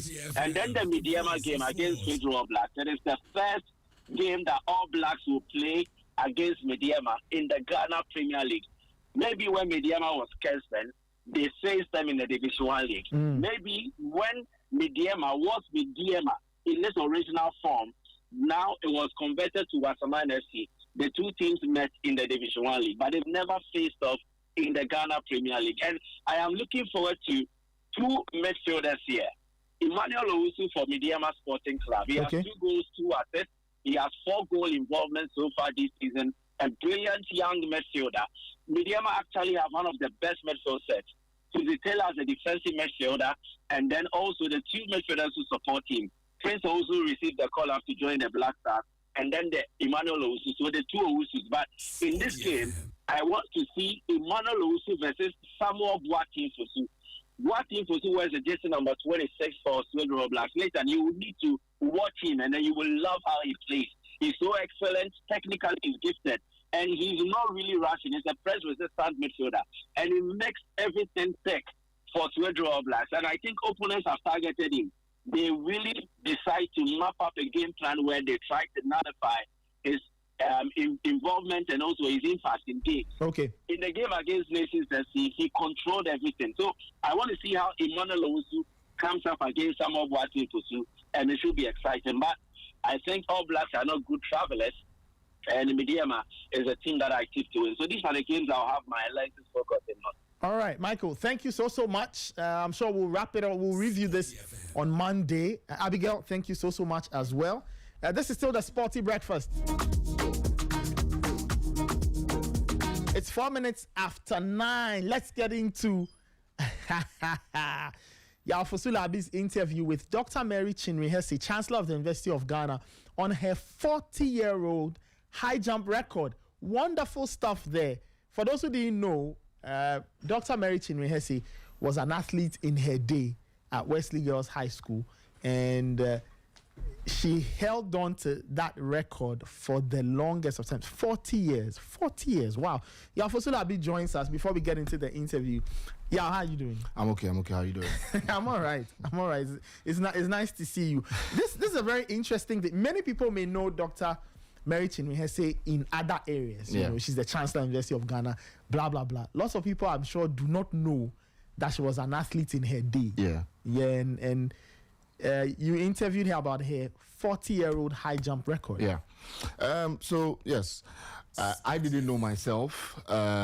So I saw it on Facebook, actually, because after Rose did her jump at the World Championships, her sister posted about her. And her sister is Mrs. Mukua Edujemfi, who was Ghana's ambassador to Sierra Leone at some point. So she posted that Rose reminds her of her sister and the fact that she was really good at high jump and all of that. And a lot of the comments were that they were shocked because they didn't know that Dr. Chinere Hesse was actually a high jumper. So I reached out to Mrs. Edujemfi, and then funny enough, the day I called her, Dr. Chinere Hesse was at her house for lunch. Okay. And so when I called her, she said, "Oh, she's here, so you can speak to her." So I spoke to her, and then she mentioned that I should talk to her PA, and then the interview came about, and so we put a little story together. This is a 20-minute story, but the full interview is 42 minutes. Okay. And when you have people like Dr. Chinere Hesse, you can't just talk about the high jump record and leave it just at that. I mean, she turns 87 on Wednesday. Wow. Yeah, means she was born before independence. Yes. So there's every inkling that we need to talk about pre-independence, post-independence, and all of that. And it was a really interesting chat. So the full interview will be posted on our podcast channels later this weekend, and then it will be on radio as well later this weekend. But this is the story of how good she was with high jump, and then the record that stayed for 40 years. But also there were little bits of it where she talks about her time at the University of Ghana and how good things were at the time, because you hear it in the story, because she says that they were given breakfast, lunch, and dinner. Wow. And they used to dress up every day for dinner. So the men would suit up, and then the ladies would wear, something like a ball dress or a gown, whatever. And then they go for dinner. And then after dinner, there's a nightcap. So I mean, life was good. Life was really, really good for them in the 60s when she was in the University of Ghana. So I think that this story it should just tell us that, it should just remind us of how good times were back then, first of all. And then also, just for us to know that the older people we see now were once young, who were really good at stuff. Yeah. But for some reason, they've hidden a lot of it. There are some others that I'm still chasing. I know that a lot of people do not know that. They don't know, for instance, that the astute lawyer, Chachu Chikata, was a big cricket player. And a hockey player as well. So we'll be touching on those bits as well. But this one from Dr. Mary Chinere Hesse. Wonderful. The 40-year high jump record, Dr. Mary Chinere Hesse. Enjoy that. When we come back, we have a lot more for you. This is the Sporty Breakfast on Sporty FM. It is the evening of the 24th of November 2010 at the Philippine International Convention Center in Manila. The hall is packed with diplomats from across the world, ambassadors, priests, statesmen, and other very important personalities. They are gathered for the ceremony of the Gussie Peace Prize, given to recognize individuals and organizations who contribute to global peace. Whenever a name is mentioned, the crowd claps heartily. A lady in her early 70s is called to receive her prize. She rises from her seat and smiles, a wide, broad one. Then she starts walking. Dressed in a resplendent brown blouse and a gold patterned skirt, she lifts up her right hand to acknowledge the cheers. Hanging on her left shoulder is a kente-like strand of fabric, adding extra color to her outfit. A mean-faced, smartly dressed soldier walks behind her holding up Ghana's flag. She reaches the podium, takes her prize, and is asked to sit down on the stage. For such a hugely remarkable career, that was one of Dr. Mary Chinere Hesse's biggest days. But however big it was, she still recounts how she got there through an incredible level of discipline she learnt from her days in secondary school. There's one main thing she owes a lot of it to: sports. High jump, the only way of being eliminated is to fail. You kick, and 3 times and you are out. You see what the first thing I learned was that it's okay to fail in public. You shouldn't hold back because you were not successful. And at a young age, I learned that you have to get up quickly and wipe off this and try again until you beat that bar. That was it. So failure in public for me was common. It made me very strong-headed, and I didn't hold back. I wasn't afraid to fail in public. That's a very important lesson. To understand Ghana's current sporting landscape, we need to look behind us into something called history, a sort of rear view mirror for time, and that is where we are heading. To pre-independence times, when a young girl set a record that stood for many a year. This is another episode of the Sporty Stories podcast, where sports stories are told differently. My name is Yao Fusulabi, and this is the 40-year high jump record.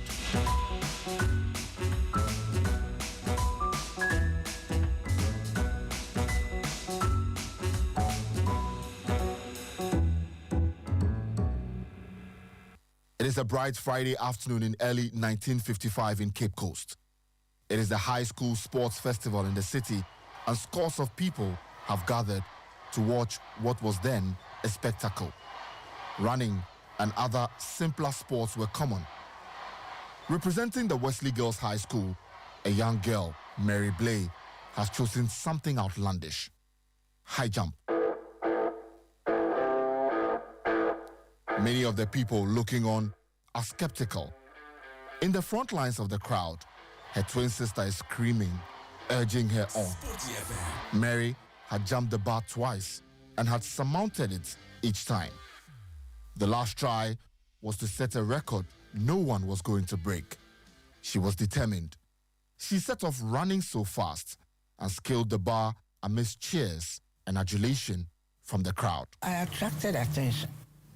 And because of that, my pictures were used everywhere. Me jumping with my legs like that in the air, with on calendars and so on. I remember the very first time this thing caught the public, to a point that I had a fan club. So you were a superstar? Of course. the record you set back at ages ago. Do you remember? No. You don't remember at all? It's too long ago. The very last record I set was in 1955. How old were you? And you remember, you expect me to remember. Since then, I've done so much in my life. It's not. This was before independence. Oh, much before independence. That leap to victory was not just a sporting triumph. It was a symbol of rising ambition in a nation preparing to take its own leap towards independence, and the first nudge at an attempt to feminism in this country. You know, girls are shy before boys. So first we were wearing this very short dress, etc. And those who didn't have courage, who don't want to be seen dressed like that in public, girls, suddenly they saw me, my feet flying in the air, and everybody was clapping. You see, so they saw things you could do without fear. And we have so many such situations. This is a short interview where our girl children still need courage. Mary was great at her sport, but it wasn't something she set out to do when she first entered the Wesley Girls High School. All of it was accidental. She just saw the high jump equipment when they first brought them and told herself she could do it. When you went to school, your parents weren't around, these things were available, so suddenly everybody is doing something and you join. And then they discover that you could do it very well. So when there's going to be competition, they will include you. But this was how it, and I was very thin, extremely thin. I'm sure you saw from the picture. So maybe I had a natural form for. That was how it happened. By accident. I didn't set out to identify. I just happened to be doing what everybody was doing. When she first began her charge at the then Nouvelle Sports, she was criticized.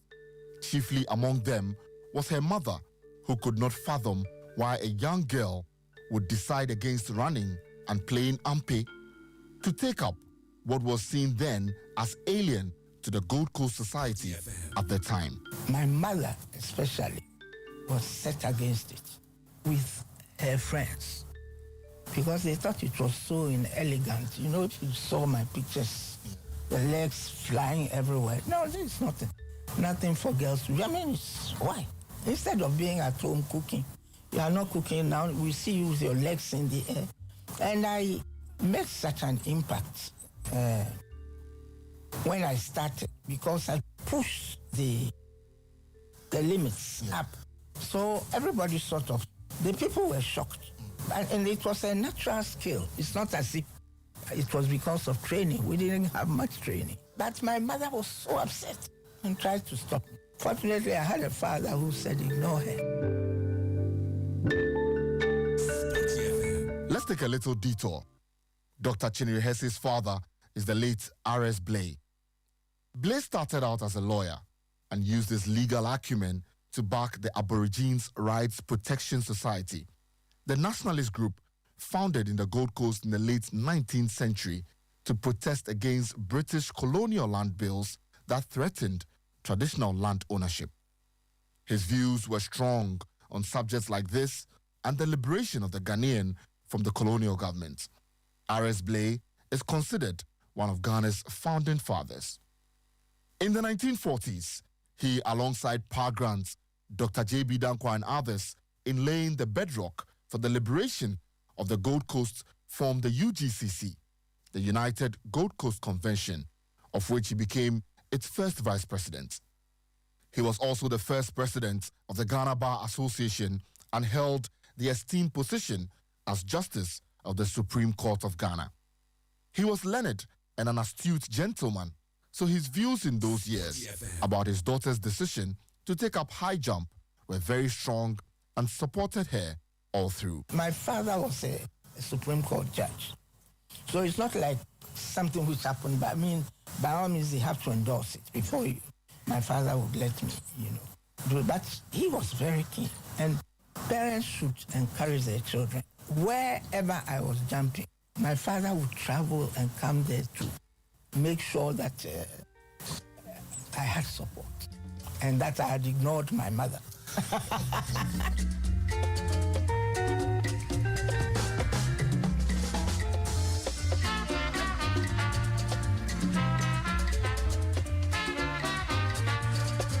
Life in the 1950s in this country was a whole lot different from what it is now. Accra was still very small. The areas around Adabraka, Asylum Down, Ridge and Cantonment existed. But life was really simple. In Mary's words, the city had only one government basic school, and to get in was sheer privilege. There were very few schools. People don't realize that. But we had the one government school, and that was the government girls' school, and that was it.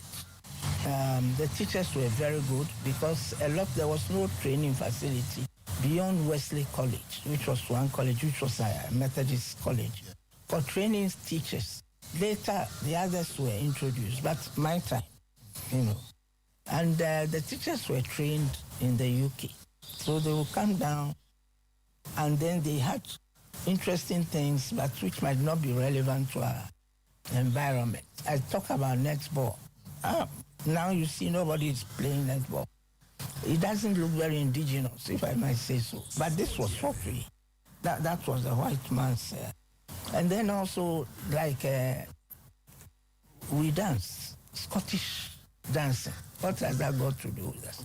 But this was what the white teachers, etc., taught us. We were lucky, though, that we also had the girl guides, the Ghana Girl Guides and Brownies. And then, of course, there were the Boy Scouts. And they supplemented the teachers' efforts. This was the 1950s, when we were still known as the Gold Coast. We had some control of the governance structure. There was the incessant charge to independence led by Dr. Kwame Nkrumah and his CPP members, and Sir Charles Noble Aden Clark was still governor of the Gold Coast. At time too, the colonial people would not allow us even to wear shoes to school. What they said was, since everybody cannot afford it, nobody should wear. So we were all barefooted. So you were barefooted? Going to school. Yes. Did you know that? I didn't know. In those years, education for girls was not encouraged. For girls, the main aim was to grow up, get married, live with your husband, and start a family of your own. It was particularly difficult to convince parents that girls needed to be in school too. Would you call yourself a pioneer in terms of girl-child education in this country, generally? Oh, yeah, definitely. Because we had problems. We had cultural problems, you know. Number one, for some reason, maybe it's true, even today, that when a girl is over-educated, in quote marks, nobody will want to marry them because men believe that the structure of the house should give control to the man, and the woman has to listen to the man. If they are well trained or the mind is opened up, they will challenge the husband. Who wants to marry such a girl? Also, they just assume because you're going to school, you will not be available for your mother to train you, so you will be a good cook and a good housekeeper and so on. So basically, I would not say we set out to do it, but how our life has worked out has always given us a sort of pioneering role, because we happen to have been the ones who went to school when nobody went to school, and then they suddenly saw that it was possible for girls to go to school. I had a twin sister. I was born a twin. And we were like this right through Legon. I can give you a picture of when we graduated, what big news it was in Ghana. And we're not talking 100 years ago.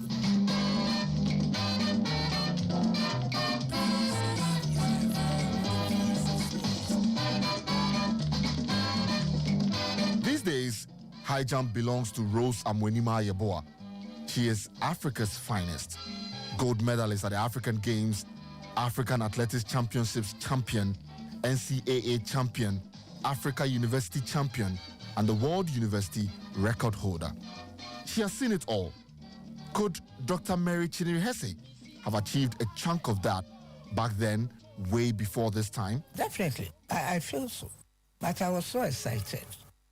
As my family, because this was my high jumping pressure. Even at this age, I have met people who remember me only for high jump, in spite of the fact that I've gone right to being Under Secretary General of the United Nations.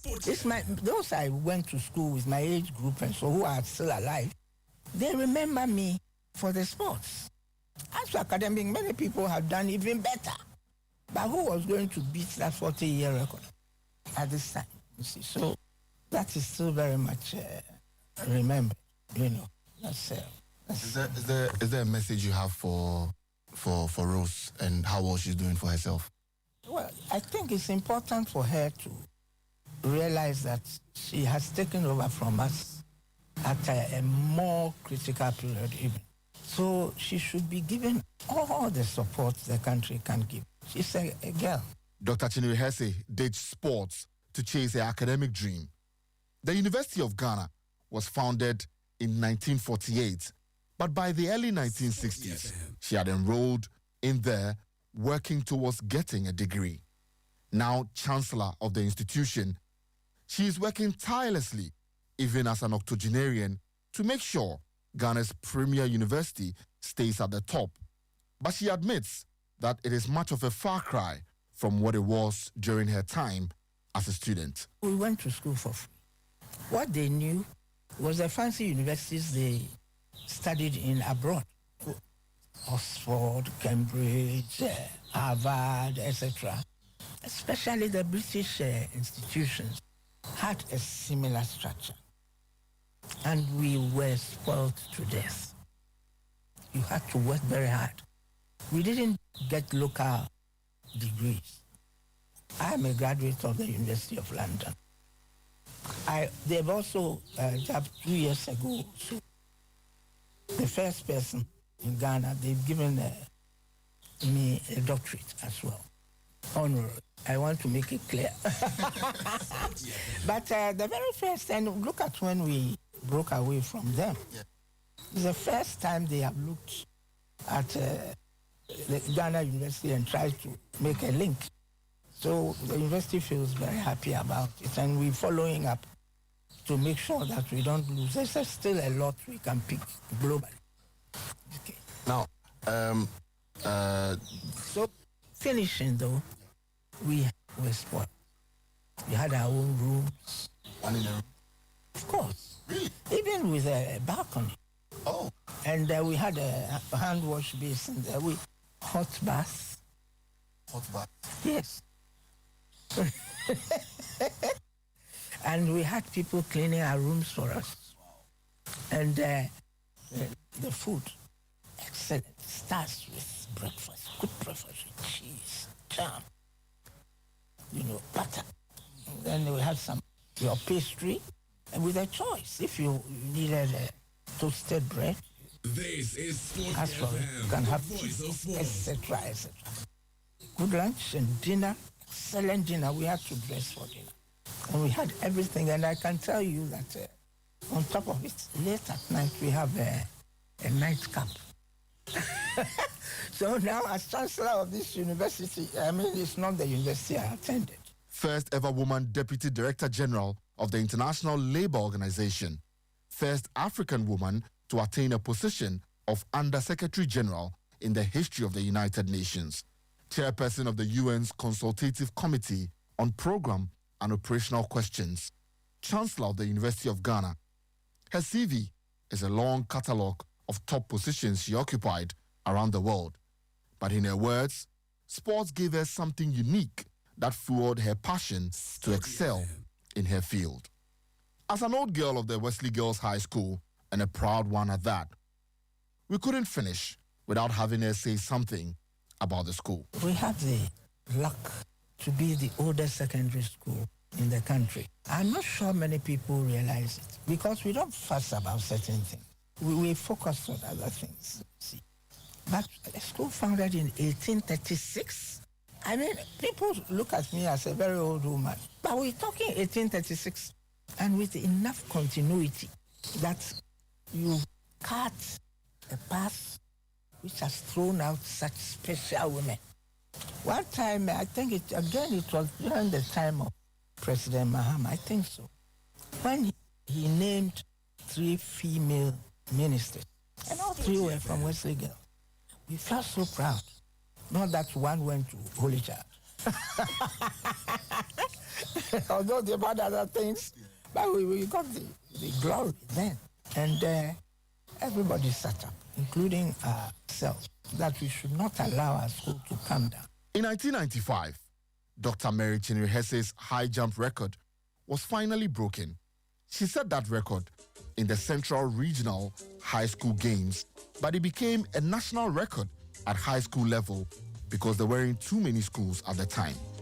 The pride of being the first woman to do it has stuck with her all these years. She is truly a woman who deserves to be celebrated.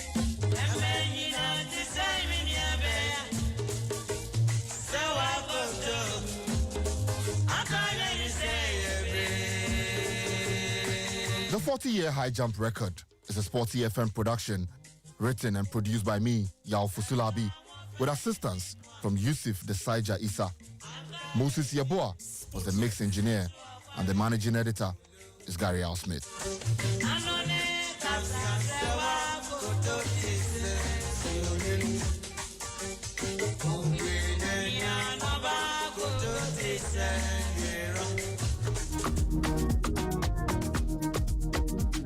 Oh, great story. Wonderful interview put together by Yao Fusu Labi. As he said, the full interview will be played over the weekend, but this is the part about the record. Yeah.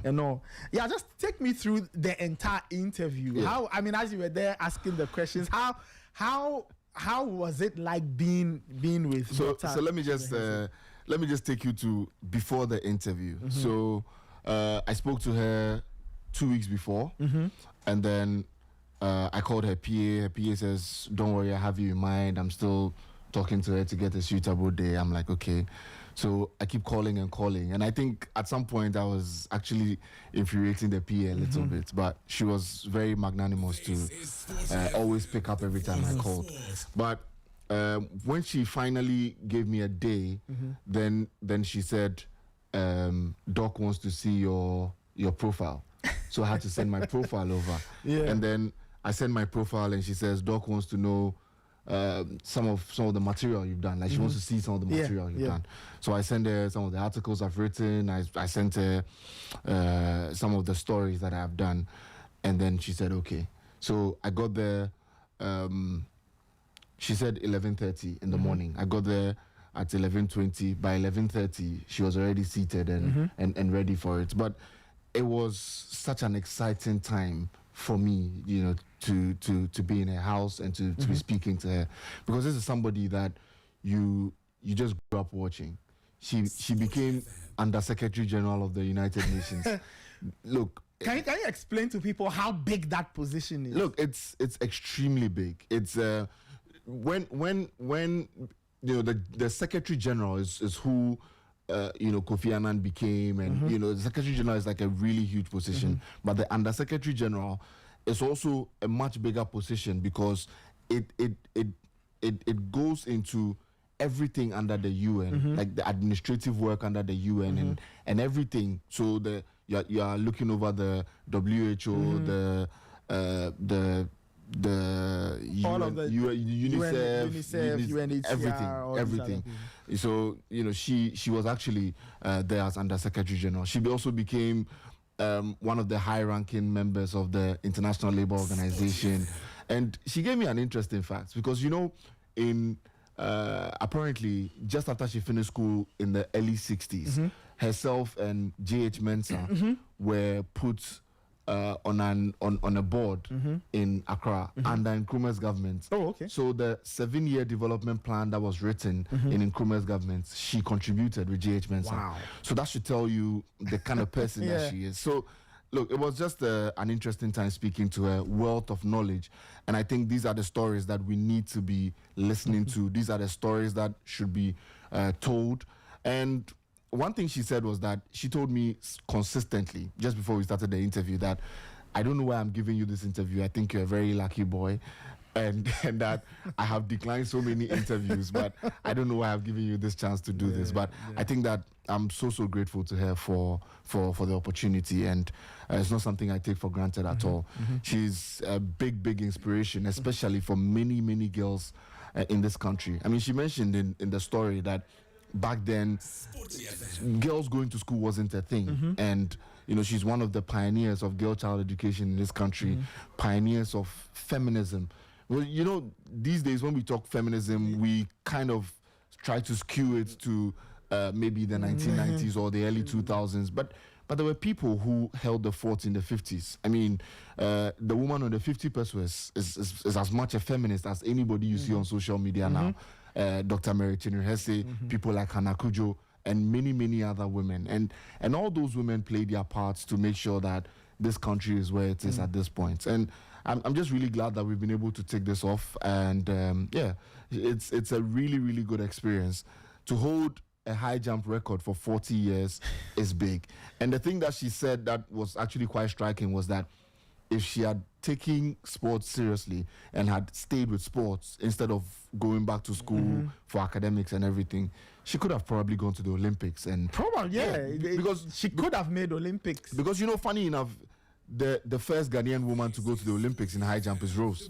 So in the 50s, aside from Bob Cote, she could have been the one, you know, to do it. But I think that sometimes, you know, the decisions we make and everything. She doesn't regret it though, because she's loved every bit of her journey as someone who has worked at the top level of the UN and everything. But I think that the sports has also impacted her a lot, because she kept mentioning that all her friends who are 80 years, 70 years and were in school around the same time that she was, still remember her for her high jump and how great she was there. So yeah, I think that our listeners just still stay with Sporty FM, because these are the stories you'd hear, and we'll just keep bringing you some of these stories that you never knew, the untold stories. Yeah. I tell people that even though we tell you sporting stories, in those stories you can get an idea of this country's history. Yes, this country's history has not been, I say, and you and I talk about this all the time, it's not been properly written. Yeah, and it's in different places. So it's almost like you need to synthesize everything to get a good picture. Exactly. And you get some of these stories from some of these things we do, all these great stories. All Blacks and the Kweku Ninja story and Dr. So it all comes together to make it holistic. And look, I did a story about Ebenezer Adi, who was part of the 66 relay team. And the last time I went to see him in his house, and he shared some really interesting pointers with me at the time. Two of them that I picked, which I felt were really, really good, was that he explained to me why the ring road is called the ring road. Oh, okay. Yeah, because a lot of people do not know. But he says that at that time, the ring road from where it starts from Abosokai to Awudome, comes all the way to Circle, goes to GBC and that area, or to Dankwa Circle. He says that it is called the ring because it is the road around Accra at the time. Amazing. So a ring. So a ring. It goes round. So apparently in the 60s, the bus used to go around Accra like that. So it goes through Osu. And at first it wasn't called the Oxford Street. He mentioned the name, but I've forgotten. But it goes through that side, goes around the stadium, and then to the ministries area, that ring, to the high streets where the post office is, and then it goes round. So that's why it's called the ring road. And then he said that the buses used to stop operating from 7 p.m. So if you are late, you'd have to walk home. and those are some of the stories that we hear from these people. Not necessarily sports stories, but stories you hear about the city and all of that. And then he also explained why Akpeteshi was called Akpeteshi, because he says that used to hide to they drink used to hide it was to a drink forbidden it. Exactly. drink. And I didn't know that. And it was actually an interesting part of it for me. And also, another thing was the area around, the area from Tiptoe Lane all the way into Kokomlemle, Kotobabi, and all those areas was called Lagos Town. Oh, okay. In those days. That was when they had, the Nigerians had moved into Ghana. And because the guards didn't want them to live in the areas where they were, like Adabraka and Asalam Down. So they were like, okay, you guys go live on this side. And it was called Lagos Town. The whole area around Kokomlemle, Kotobabi, and all of that. So that was also an interesting part. And apparently, that was where Nkrumah moved when he came back. So when he came back, he was in Adabraka with Komlak Bedema. And then he moved there. That was where he lived for many, many years until, he moved into the Flagstaff House and all of that. So very interesting pieces of history that we learn from the stories that we tell. But this is why you always need to choose Sporty FM, because we are not just giving you sports, we are giving you everything. Wonderful. Yeah. Thank you so much. Congrats on getting the interview done. And as you heard him say, the fuller interview will be on the network all through the weekend. That is 43 minutes. 43 minutes. So 43 minutes of listening to Dr. Mary Chinwe to talk about her sporting side and her athlete life, or the life of an athlete in school. But what she's done with herself. And in that, you tend to understand this country called Ghana, how it was before independence and how it's come to be. Yeah, thank you so much. Thank you. You can find this on our Spotify, the 40-year high jump record, Dr. Mary Chinwe Hesse. Another one from our Sporty Stories kitchen and told by the brilliant Yao Fusulabi. Nobody tells the stories like he does.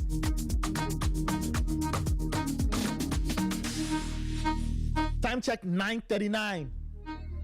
This is still the Sporty Breakfast. Let's talk some hoops. Let's talk some basketball. Let's talk some basketball. Because the NBA has tipped off. What? Crazy stuff happening in the NBA. On and off the court, I'm telling you. On and off the court, crazy things are happening. Crazy things are happening. Crazy things are happening in the NBA. Rondo joins me. Rondo is part of the Ball Up team. They have their hands on the pulse when it comes to NBA and NFL. Ball Up Top is our NFL and NBA show. It's on Tuesdays to Sundays from 10 p.m. to midnight. 10 p.m. to midnight. So catch himself, Winston Michaels, who I saw at dawn this morning. And Sly and then the gang. Rondo, thank you so much for Stain, you've had a long night, but you're still here. How are you doing? I'm doing great, Nathan. How about you? I'm all right. I mean, we have tip-off now. We've had, some teams have played twice. Yeah. Others have played once. But so far, how has it looked like, the opening games of the new NBA season? Well, so far, the opening games have been interesting. They've been incredible. For me, this season is turning out to be one of the best seasons that we'll ever have, because they've played a couple of games, and all those games have been super, super good. Look, the defending champions, OKC, they've played 2 games, and both games have gone to double overtime. Can you imagine?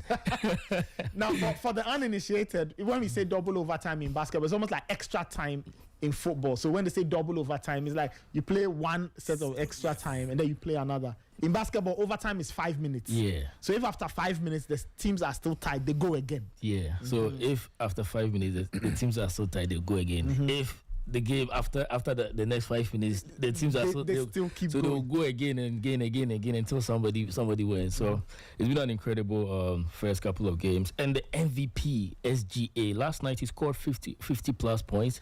In the first game he scored over 40 points. So this guy has shown that he's not slowing down. And Oklahoma City Thunder, look, they've had a couple of players out. They've had their second best player Jalen Williams out, but it doesn't seem to reflect in their performances. Even though they have a couple of players out, they still play like the best team in the league. So for me, so far, looking at how they are playing, I don't know, I have a feeling that they are going to go back to back. I tipped them. Remember when we did that? Yeah. I just tipped them. When I watched the OKC Thunder play, they are one of the quickest teams in the league. They are still very young, still very energetic. They have a lot of hunger about them. Yeah. And the team didn't change much. Yeah.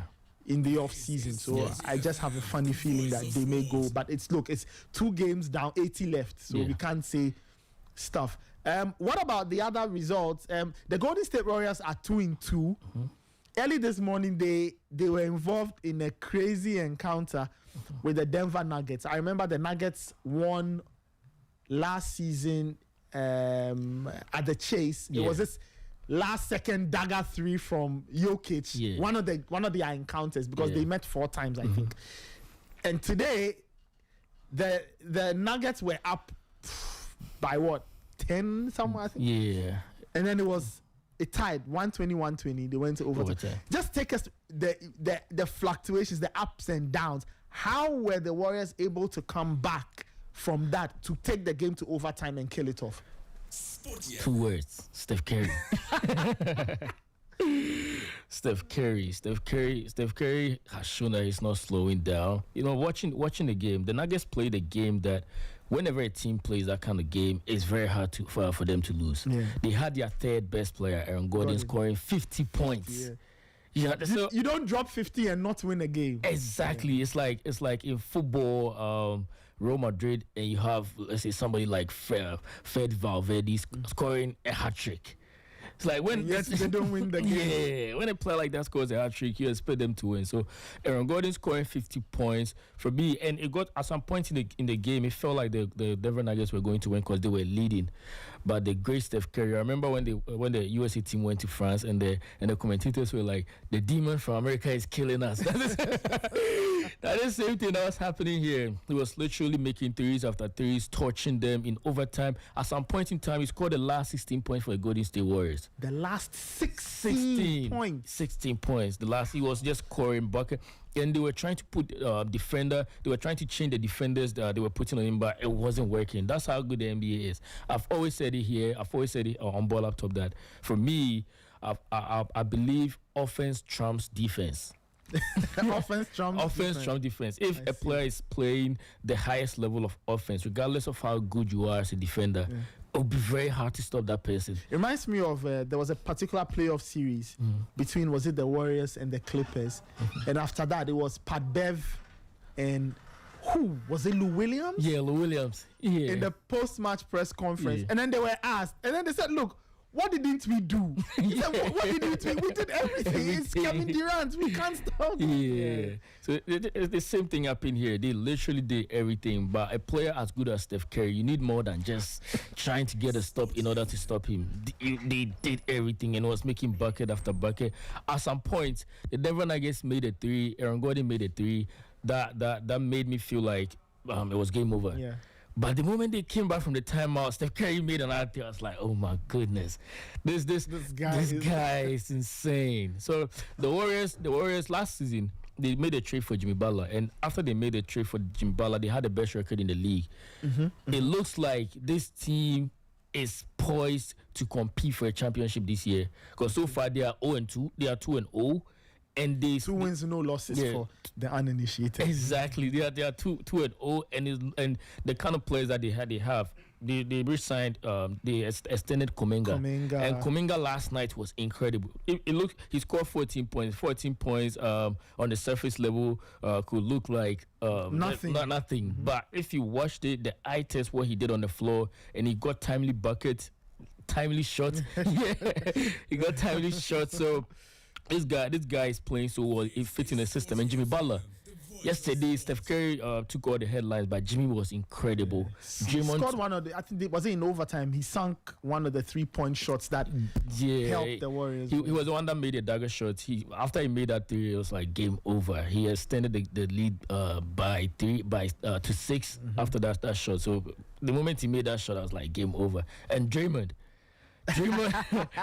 is a two-time defensive player of the year. Yeah, two-time defensive player of the year, and at an old age of 35 plus, he still looks like he's the Draymond of old.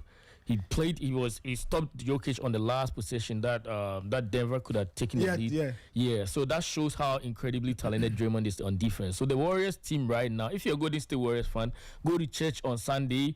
Go to church on Sunday. Thank your God, thank your stars, because this team that you have is very, very, very good. Rondo, just quickly before I let you go, there are some matters off the court. I've been reading stories of the FBI cracking down on illegal gambling rings, betting rings. I've seen all kinds of names being mentioned. Terry Rozier, who's an active player with the Heat. Chauncey Billups, who's coaching the Portland Trail Blazers, winner from 2004, an NBA champion. What's all this about? With Terry Rozier, his case is incredible. Somebody who has made over $94 million in the league. But what he did was, before games, he would tell his friends that, this game that I'm going to play, I'll not play the full 42 minutes or whatever time allocated for me.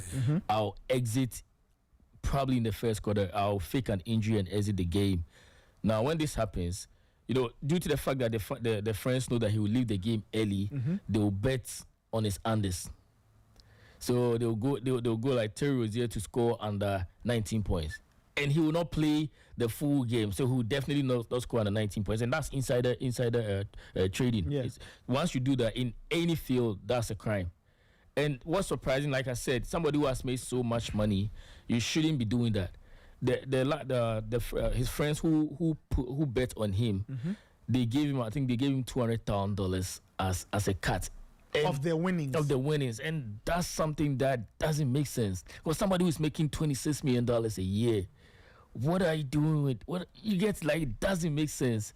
So some people were saying he was doing it for the love of the game. Like, boy, come on. Right. What about Chauncey Billups? Chauncey Billups, his case, he actually participated in a high-stakes poker game, or participated in high-stakes poker games. But the information is that most of the games were rigged, in a sense that they had contact lenses that could detect marked cards. They had cameras, a whole lot of crazy stuff. It's just something that's very, very difficult to comprehend, because Chauncey Billups is somebody who is a millionaire. He has a lot of money. So, like, what? An NBA champion. 2004 with the Pistons. Exactly. Yesterday I was listening to Shaquille O'Neal, and he said the same thing. Like, once you make some amount of money, there are some things that you shouldn't even get yourself involved in. Because what do you need so much money for? Why do you need all this money, all this amount of money for? You get it? It's very, very embarrassing. It's very embarrassing to the league.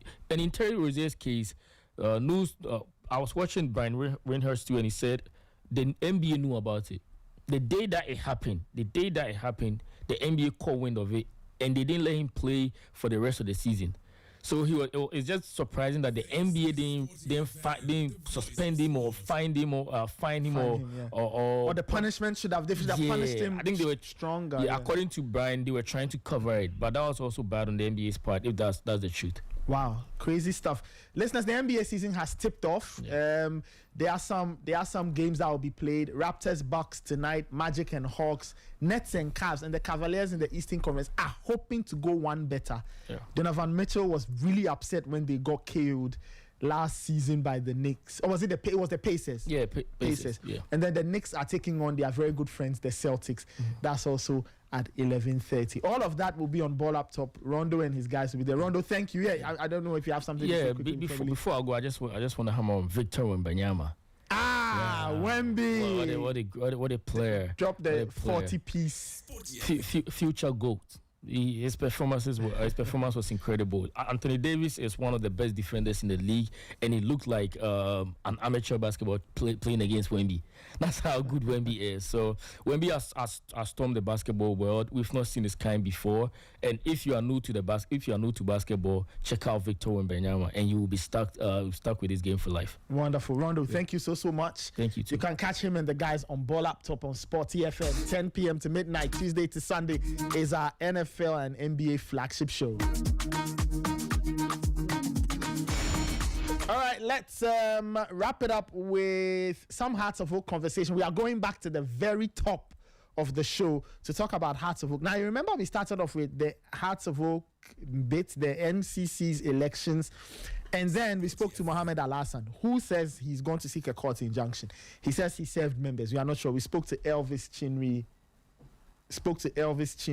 Hesse. Elvis Herman Hesse, and he was saying that, look, the elections will be happening tomorrow. We'll keep an eye on that. Now, as things stand, it looks like the election will be happening because Elvis is saying that they've not been served anything. But so it will happen. There will be some people contesting, one of whom is Eric Nana Minta Boahini. He's joining us. Eric, good morning. How are you doing? Good morning, Nathan. Everything fine? Please, everything's fine. Wonderful. You are contesting in the election. Which position are you vying for? Let me take this opportunity and greet House of Folk supporters who is watching and listening to me this morning. Eric Nana Minta Boahini is my name, and I'm contesting for national organizer. Yeah, in the upcoming NCC election. I see, national organizer. Yes, so, what does that office holder do? Okay, thank you. We all can attest to the fact that in terms of mobilizing our supporters front, it has really gone down. It has really gone down. I'm chapter 139 PRO.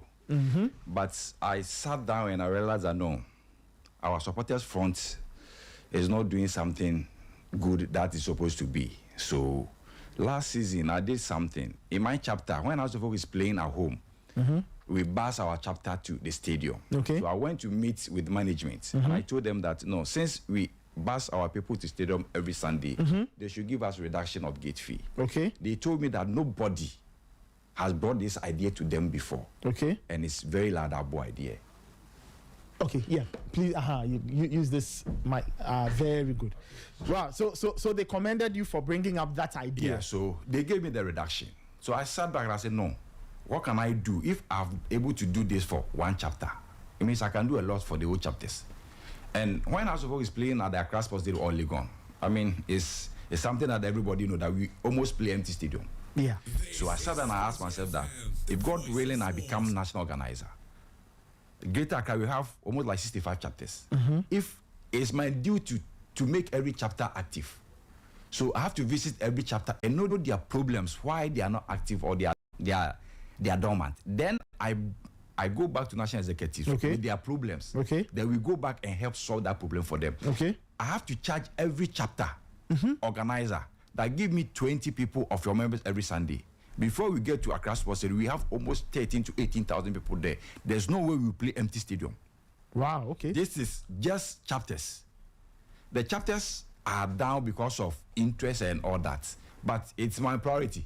The organizer, you have to make sure that every chapter works. The fact of the matter is that one thing that people are not checking, Accra's gate fee is the most expensive. That is a fact. Accra Hearts of Oak gate fees. They are the most expensive. Yes. Why? I don't know. One thing, those that come to Accra Sports Stadium are outskirts of Accra. Example, Tema. Adenta, Duduwa, or Yarefa, every.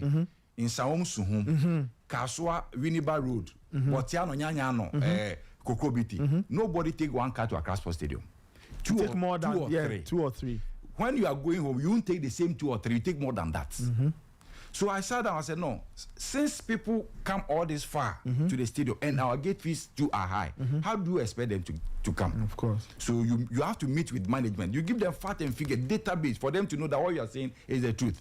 For them to give you reduction of gate fees. So if I charge every chapter in Accra, within Accra, that every Sunday give me 20 of your members, Accra will never play empty stadium and the team to get money. These are some of the things I sat down and I realized that no, let me come on board and bring this idea. As organizer, my own problem is only on the chapters, on the supporters, that I have to focus on them. Make sure that they are active, they are working. That is all. When House of Oak is playing example at Bechem, last 2 weeks we went to Bechem. I was at Bechem for Tuesday, Wednesday, Thursday, before Friday we play their match. That is my work as organizer. You go there early, liaise with the regional executives, you mobilize the fans for the team, not necessarily passing people for Accra to Bechem. No. House of Oak supporters are everywhere. So it's my priority to be there on time with the with the regional executive. We move, we work. They show you. Let's go here. Let's do this. If those people see that national, you are there, it gives them morale to also they'll come. They'll come. So I mean, basically, that is my duty as national organizer. I'm not coming because of the board, the management. No, my focus is on the supporters base. That's our interest is down. Okay. I have to go and make sure that they come up again and work as it used to be at first. I see. Are you the only person vying for that position, or how many of you are contesting? We are 2. Okay. But I'm number 2 on the ballot. Okay. That is Asiel. I see. Asiel. So Heart of Oak fans who are voting tomorrow. Yes, I'm just pleading with them. I'm coming to work with them, not my mind alone. They are constructive criticism, their advice is what I'm going to use to work. There's no way I can use my mind alone to do this work. Okay. I'm going to definitely work with them. What they tell me is what I'm going to use. Because when House of Oak is playing away, you go there, they know the grounds. They will tell you, let's do this, let's do that. And operations are part of the game. So they will tell you, let's do this. Yes, it's part of the game. I mean, if somebody tells me that operation doesn't, then that person doesn't know football. Operation is part of it. So you have to liaise with them. They will tell you, let's go here. You are, though you are the national, but you are following them. So those are some of the things that I sat down and I realized that no, the interest is down. What can I do to bring this thing out? Okay. So that's the reason why I'm contesting for national organizer. I see. So you want to bring all these ideas. Yes. You are doing it for the fans. Yes. You are there for the fans. And you know, lucky for me, we have our past national executives who are still alive. Example, Mr. Gerard Ankra, who was our former MD. Okay. He was a supporter leader. Okay. We have New Armstrong Watagbe. Yes. He was our former, he's a supporter leader. We have Kensan Arua. We have Etuahini. All these people are back. There's no way that if I want to be successful, I can be successful. But definitely I need to always be in touch with them. They have more ideas. It's like when you are writing an exams. As soon as you leave the exams hall, that's when you get more ideas. Meanwhile, you've written it already. So since that they are sitting at the back now, they have more ideas that maybe they couldn't implement because of time. I need to consult them so that they give me also their advice, their minds, then I add it to my own, then we move. I see. Tell me, do you have an idea of how many supporters Hearts of Oak have in the country? Is there like a database so we know Hearts of Oak have X number of supporters, Y number of supporters? We don't have any database. Wow. And then that's why my team, I'm from John Van Apoy team. Okay. That's why John Van Apoy is bringing something we call strategic fund to register every supporter of Accra Hearts of Oak. Okay. Being a chapter member, being platform. Nowadays, there are a lot of platforms that they are running. There's the supporters there, but that is not the idea. So we will merge all the platforms with the chapters so that we can get our number. Of course. So when we have the number, it helps the club even to get sponsorship. That's true. So because if you are going to, then you can show some proper numbers. You can bargain that I have this number, and this number, even when you get 1/3 of it, they are just coming to help your company to run. So definitely it will help the club bring money to the club, and then the supporters as a whole. So we want to start it from there by making sure that this strategic fund works. So this strategic fund simply means that after the election, we go to AGM and then make sure that we all think about, okay, every month, every supporter is paying 1 cedi. We are going to appoint old members of Accra House of Folk who are now active, like example, Ernest Thompson. Okay. Our former Chief Justice, Justice Nuyeboa. Okay. These are big people that when you ask them to come and be the trustee board, you have trust. No money is come to the NCC. They are in charge. They are with the bank. Everything you send there, even let me use example. If we are with MTN, MTN will make sure that they collect every money, send to bank, then Mr. Ernest Thompson them are going to be in charge of it. True. We go to AGM and then ask them, we have this money. How do you want us to use the money for? The supporters are going to tell us, not we imposing anything on them. So we want this thing to be accessible for everybody to get. Let's say the fans want to buy a player A, like how it used to be Chastila then. That we, because we have the money, we just tell the board, we are buying this player because this is what the coach said you need. Then, so there's no way anybody will come and ask the supporters, what do you bring on table? We are contributing. So no member or no big man also ask that, what do you bring to the table? We are contributing. So these are some of the things we want to do to get, especially the database is the most important thing. Wonderful, wonderful. So these are some of the ideas we want to implement. So the election is happening tomorrow. I'm told it's at the Osu Presby Hall. Sure. Okay, we will be following. I'm sure you've heard rumors of an injunction. Have you heard any injunction stories? I've heard, but it's rumor. Is there rumor? Yeah, so I don't want to talk about that. You don't want to talk about that. Wonderful. Eric, I wish you the very best. Thank you, sir. Eric Nana Mintaboahin, he's vying for the position of organizer with the National Chapters Committee. Listeners, Hearts of Oak supporters wing is called the chapters. So Hearts have chapters. And the entire group are meeting, or the group is meeting, to elect new executives. And Eric wants to be the organizer. So if the election that's happening and you are voting, Eric has made his case. Analyze the case. If you feel he's worth your vote, please vote for him. Eric, I wish you the very best. Thank you, Nathan. I hope that all the ideas, if you win, you'll be able to implement all the ideas so that Hearts of Oak will be a great... Hearts of Oak is a great club, but we all want Hearts of Oak work again. Yes, Hearts of Oak has to work again. Eric, thank you so much for coming. Wish you the very best. All right. 3 minutes after 10. All right, we wrap it up this morning on the Sporty Breakfast. My name is Nathan Kwao. I had the support of the entire team.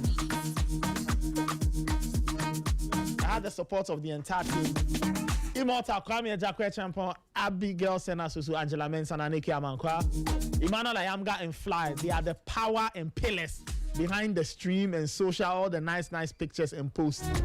Shout out to my DJ Fidelis, the star of the show. Can you believe that I had messages coming from even the presidency saying that they want more songs? The presidency should send Momo. I mean, it's a Friday. The presidency should send us Momo. Thank you so much to everybody who tuned in. Thank you to Michael Asaribedu and Abigail Senasus. They joined me in studio. Thank you to you, our listeners. This has been the Sporty Breakfast. There's the news at midday. Sporty plug at 12:30. Sporty drive at 4. And remember that Sporty FM has been nominated